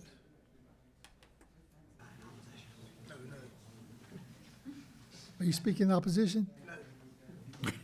I don't know that you need to, if you want to speak in favor, you can, but I don't know if it's I necessary. think he wants to speak on a different item. Okay. Anyone want to speak in favor or against? Seeing no one coming forward, I'm gonna close the public hearing and see if there's a discussion.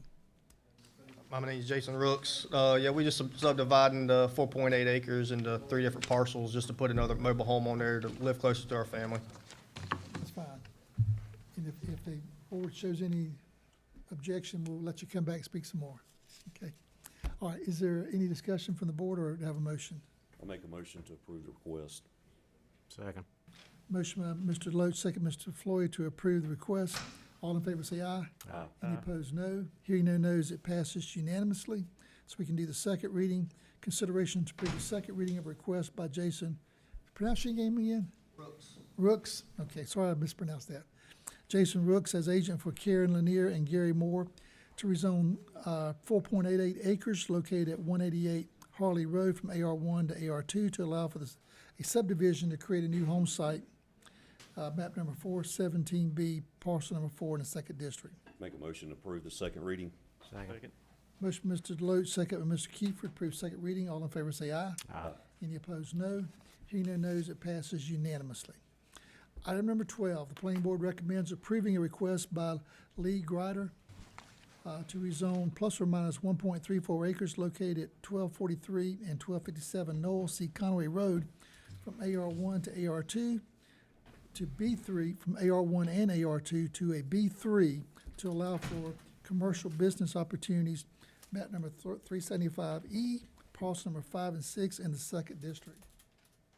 So, Mr. Chair, this is a request for a B1. As you see in your staff report, that is commercial zoning. It's our neighborhood commercial district, which is the least intensive uses that are commercial. There's a list there of things that could go. They're proposing a coffee shop.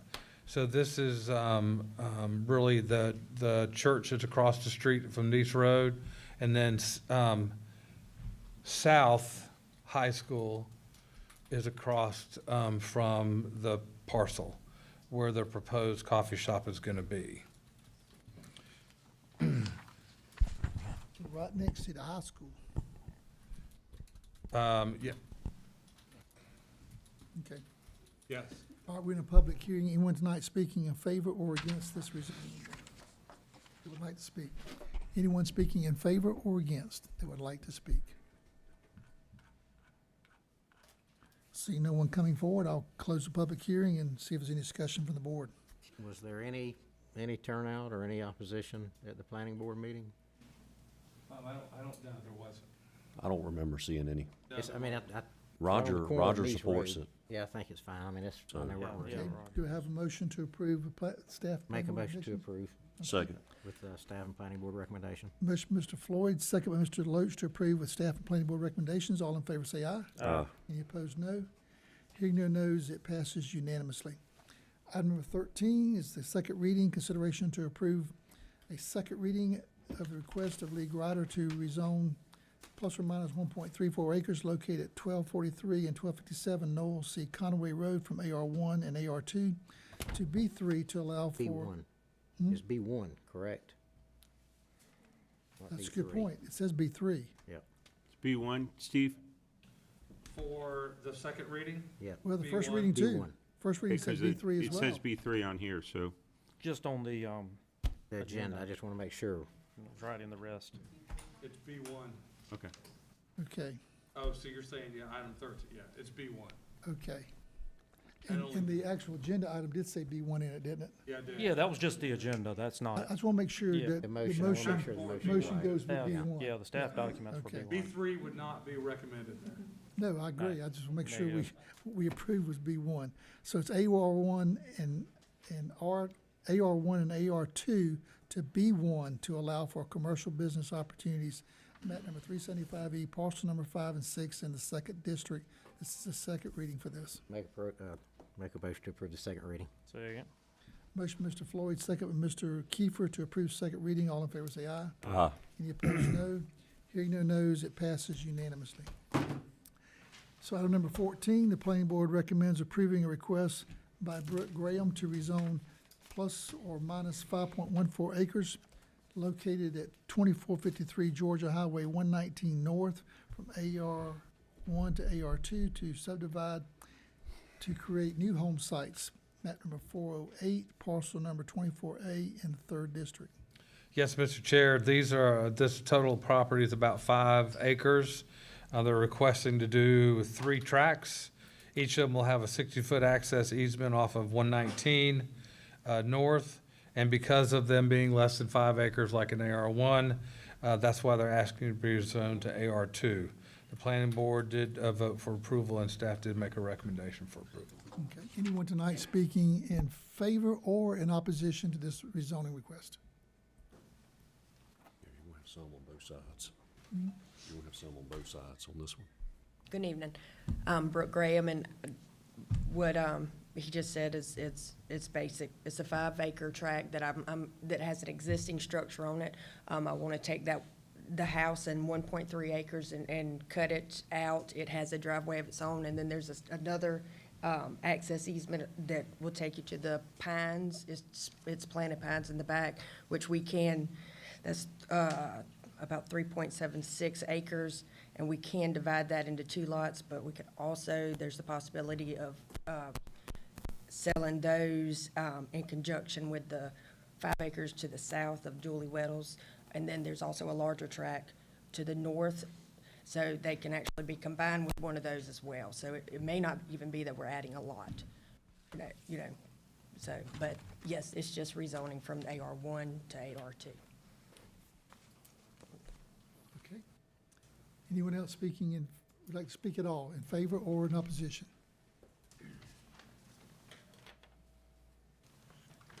Good evening, gentlemen. I'm Jake Ford. I live directly across the road there, and I don't really have any problem with them splitting up the land to sell the houses individually, but as far as the new home site, we'd like it to keep it 5 acres around there. Most of the places around there are all 5 acres. A guy that borders that property next to it, he just bought it. I looked it up, 62 acres, $261,700. That is a lot of money. He is moving out of a neighborhood to get away from lots of home sites. All right, now, if this makes him mad, what, are y'all gonna be able to deny him from doing the same thing to his 62 acres that he just built to come out here in the country? We won't deny anybody till they make an application. What I'm saying, like, I can't tell you what the future I know, but if you let it happen now, he's gonna have a leg to stand on. Well, you know, they did 1 acre lots. Well, I wanna go ahead and do this to get some of my money back, and I'm gonna go somewhere where I know nobody's gonna build around me. Well, we have to look at a lot of things. You know, there's drainage, there's a land use map. We look at a lot of things, what's around it, and coming up with if we can allow a major subdivision to take place even with 1 acre lots. And I don't know what would be involved in a request. So that'd be. Well, I just. Other board members may want to speak to it, but. Also want y'all to keep this in mind. We've been here for 2 hours. And just about every single problem tonight come from subdivisions, places less than 5 acres. Y'all are suffocating this county by I mean, I know this is a very small thing, but it gradually adds on and on and on and on. If it was for a family member or for somebody who needed a caretaker, that's great. Mr. Rourke's, 1 acre, all right, but his family. I'd like to keep Effingham family and not just acre it away, because you're not going to get that back.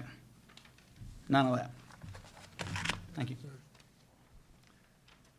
Which lot is it they're trying to do? Is it that green one that's highlighted? I thought it was that one. What's the green one highlighted for?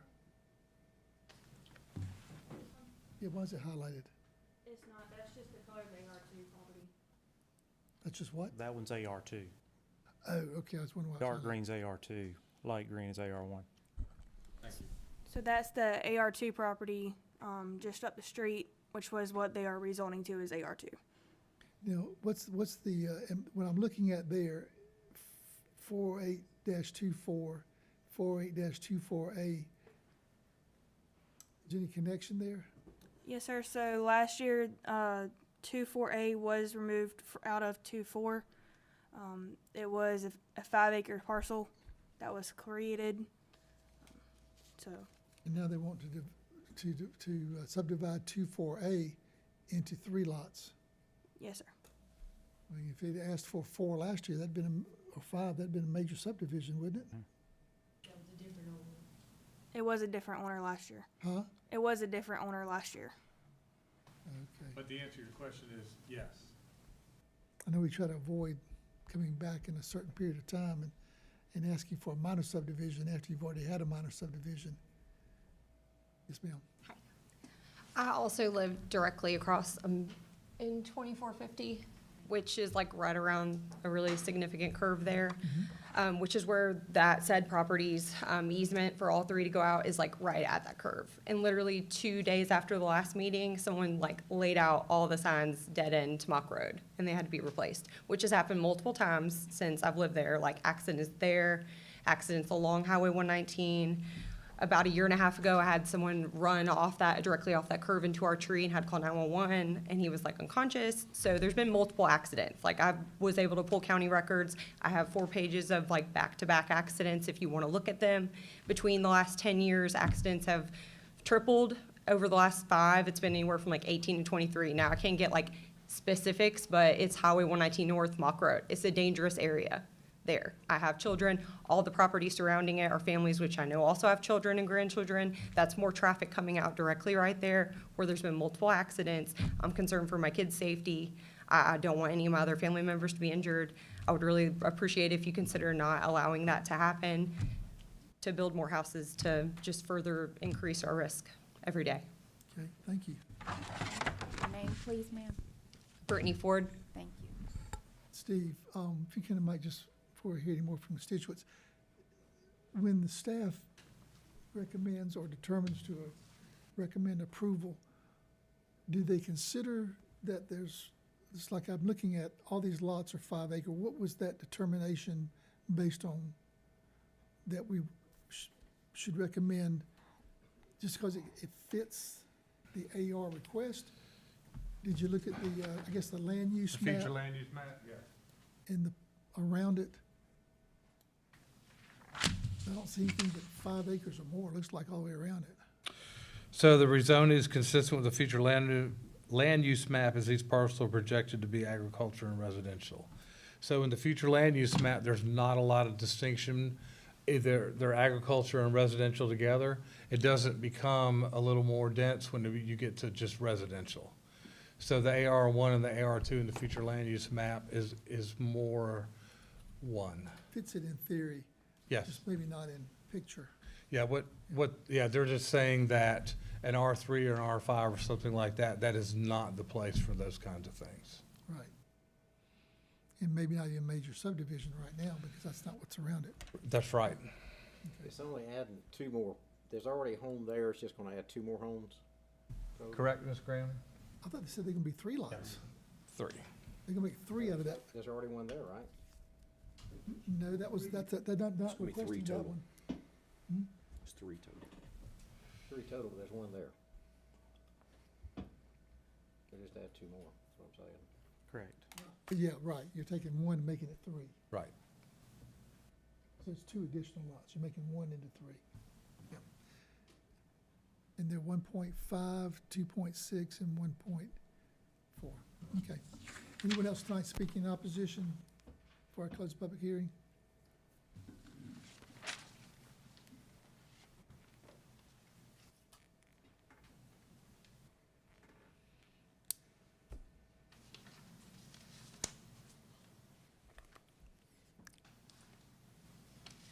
Hi, everybody. My name's Doug Ford. I live on Mott Road, just a block or so from there.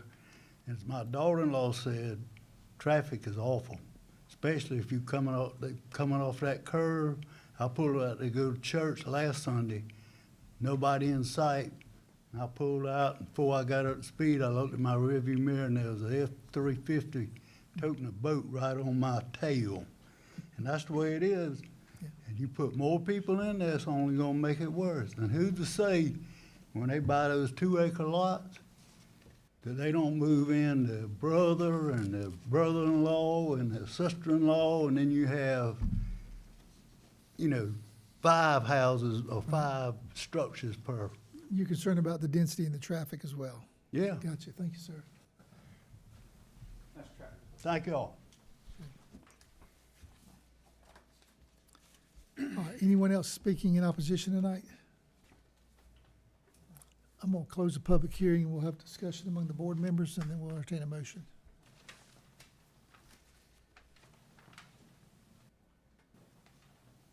If this was a major subdivision, I'd have an issue, but, I mean, these are 1.5, 2 acre lots.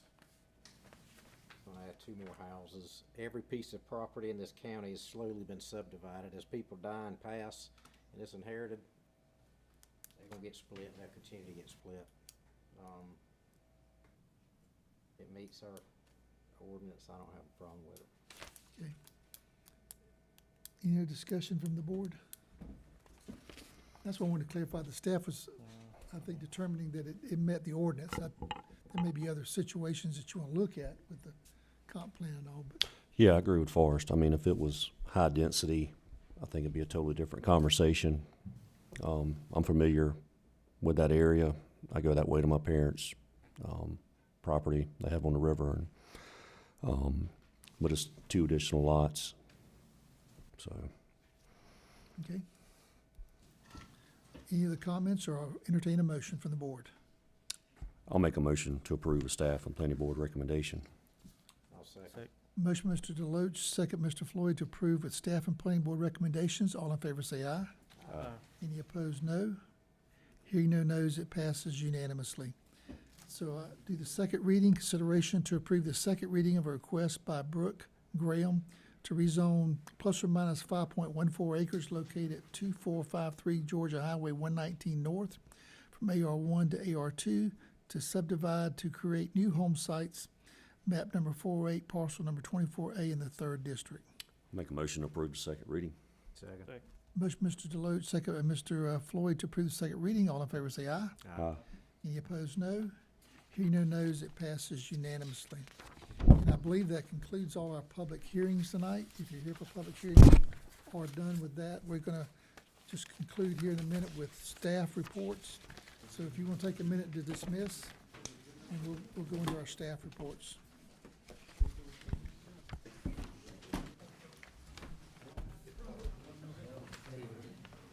Hey, Miss Betty, how are you? Long time. Good to see you. It's been a while. Hey, good to see you. Yeah. How you? How's Doing it? all right? Yeah. You out in town the other day? Yeah, you're pretty good. I mean, it's I hadn't heard that. 119. Really? I wouldn't doubt. That's kind of a rough crowd there.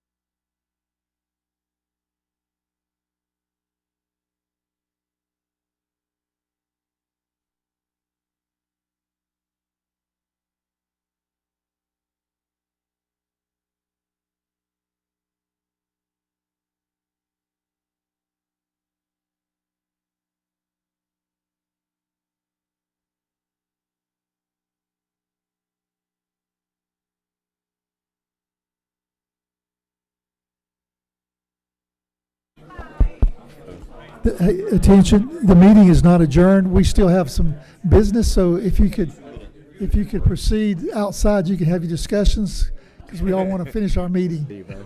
Yeah, doing good. I'm glad you did. Doing good, Scott. Good to see you. Yeah. I'm winding down.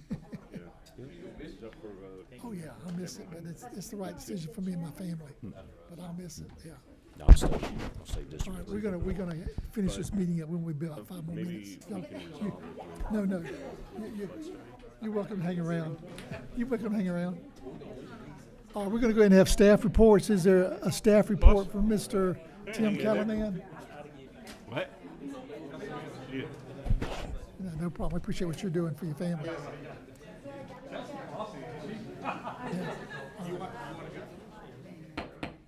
Good to see you, Miss Betty. All right, I'm gonna let Tim go in and see if he has a staff report for us tonight. Yeah, just 3 reminders of events. Tomorrow evening at 5 p.m., we have a public meeting for the Safe Streets for All plan. I know each of you's kind of met with the consultants on this individually, but this is for the public to see. And Mark has gotten the word out on that. Then also, just remember that Thursday night, there is the meeting with Brinken here at 6 p.m. And then there's a groundbreaking on Thursday morning for the Jack Hill Conference Center at the Savannah Technical College campus on 21. What, you said a Saturday morning? No, that's Thursday morning. This Thursday? Yeah. Okay. Dinner with Rinkin. What is it? That's Dinner with Rinkin this Thursday. Thursday evening. Yeah. Yeah. I thought it's on Thursday morning. Yeah, something Thursday separate. morning, the groundbreaking at 10 a.m. at Savannah Tech Career Academy campus. They're having the groundbreaking of the conference center. Yeah, I won't be here, but yeah. Jamie, do you want me to send you the meeting? Yes, Yeah, well- please. Can you send it to everybody, Marie, please? Sure. Thank you. Tim, do you have anything else? That's it. All right. Anything from our clerk? Yes, sir. Couple of reminders as well. The chamber is hosting a State of the Workforce luncheon. That is going to take place on Wednesday, August 14th at 11:30 at the Career Academy. If you are interested, I can get you registered. Just let me know. And you all received a thank you note today Wow. from Ms. Nancy Gillenwater, and it reads, to the Effingham County Board of Commissioners, a big heartfelt thank you for the cost of living raises you approved for all employees and for the merit increase for jobs well done. This is huge and very appreciated. Keep up the good work for our community. Thank you so much, Nancy Gillenwater, Office Manager, Effingham Sheriff's Office. Very nice. That Thank is you. very nice. Yep. Yeah, we don't ever get those. Don't get too many thank yous. We just want to absorb that for a minute. Yeah. Thank the taxpayers too.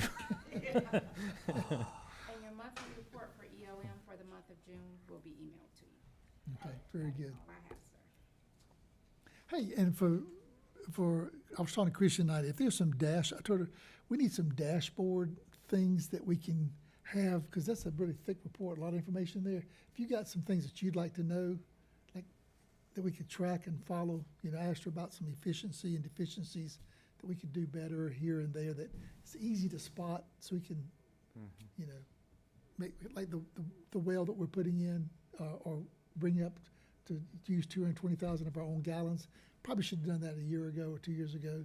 And if they see things like that, and she said that she's put it in things before, but I say it's hard to find it when it's in a big, thick report. We have so many things to look at. So if you got some things, I try to ask the commission, think about some dashboard things you'd like to know about, either the water, the treatment, highways, that you'd like them to,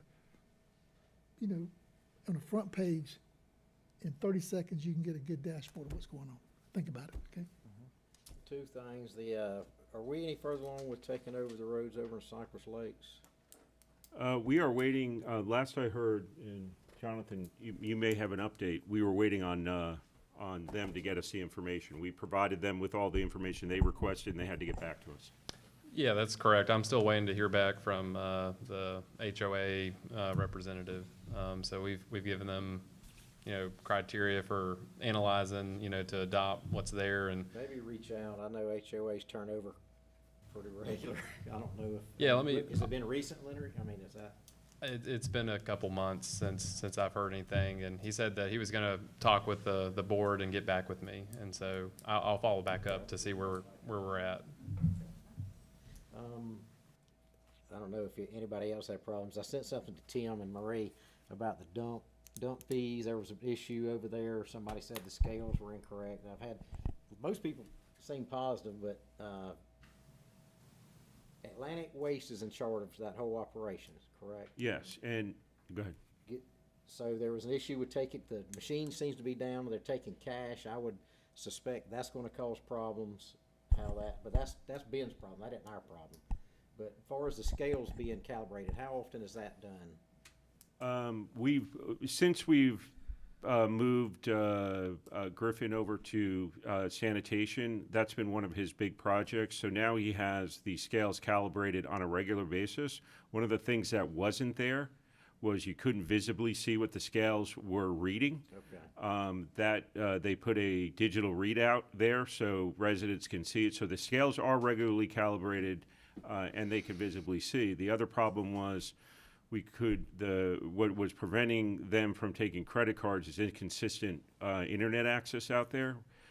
We run fiber there. It's been operational. So while in the past they may have only taken cash, now they should have no problem taking credit card or cash.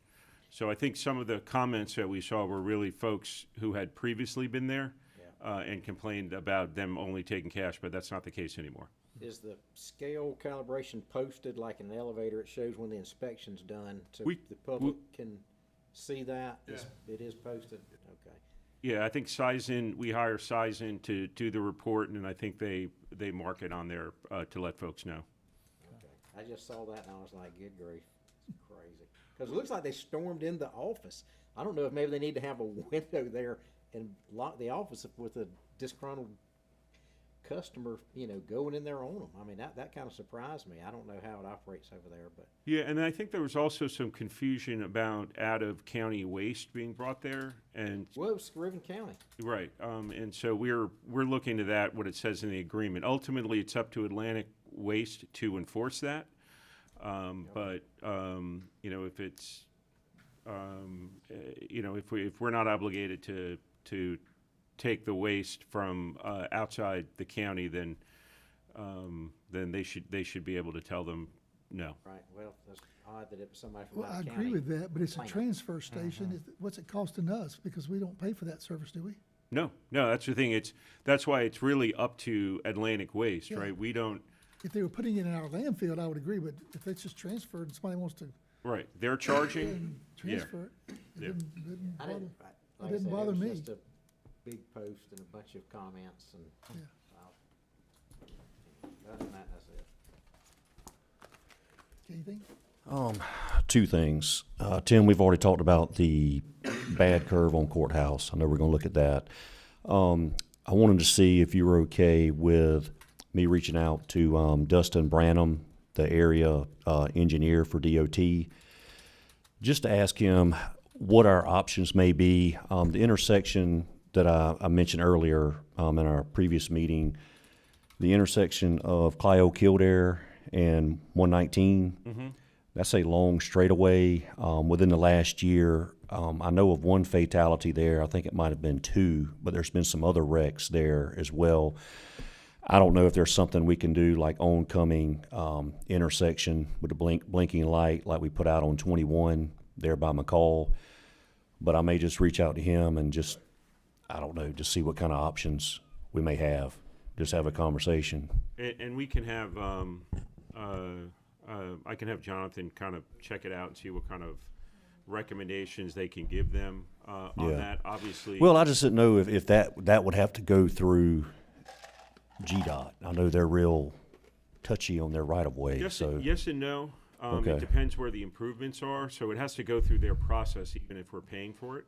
And so, but, being that I don't think we've asked yet on that intersection, there may be some simple things that they can do because the approaches, would be coming from county roads, right? And so, that might be something we can address on our own with the flashing alert signals. So we'll look into it. All right, Jonathan, well, I'll give you a call then.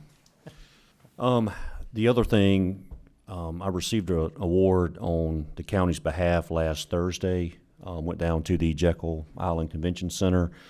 We got an award from the Georgia chapter, American Public Works Association, for the project we did on Indigo Road.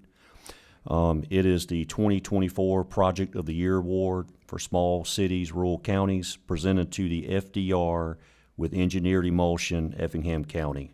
And that was last Thursday, so I'll leave that with Stephanie. I'm not sure where we need to put it, but we will actually I believe since we won that award, there's a chance that we might could win some kind of federal award as well. So that's got us some pretty good recognition on that process. Something went right on the roads. Mark, you That's need, all I you got. need to get a picture with Jamie showing the award he received. Get it out on Indigo Road, him standing there with that sword. That's all I got. Nothing, I just, keep pressing on Rob to get ready to get that LMIG and T-spliced out. And that's my biggest press right now, and get those projects going. Will do. Alrighty. Is there anything good else for the good of the county tonight? Do you have a motion to adjourn? Make a motion to adjourn. Second. Motion by Mr. Deloach, second Mr. Kiefer to adjourn this meeting. All in favor say aye. Aye. Any opposed, no. Hearing no no's, we stand in adjournment.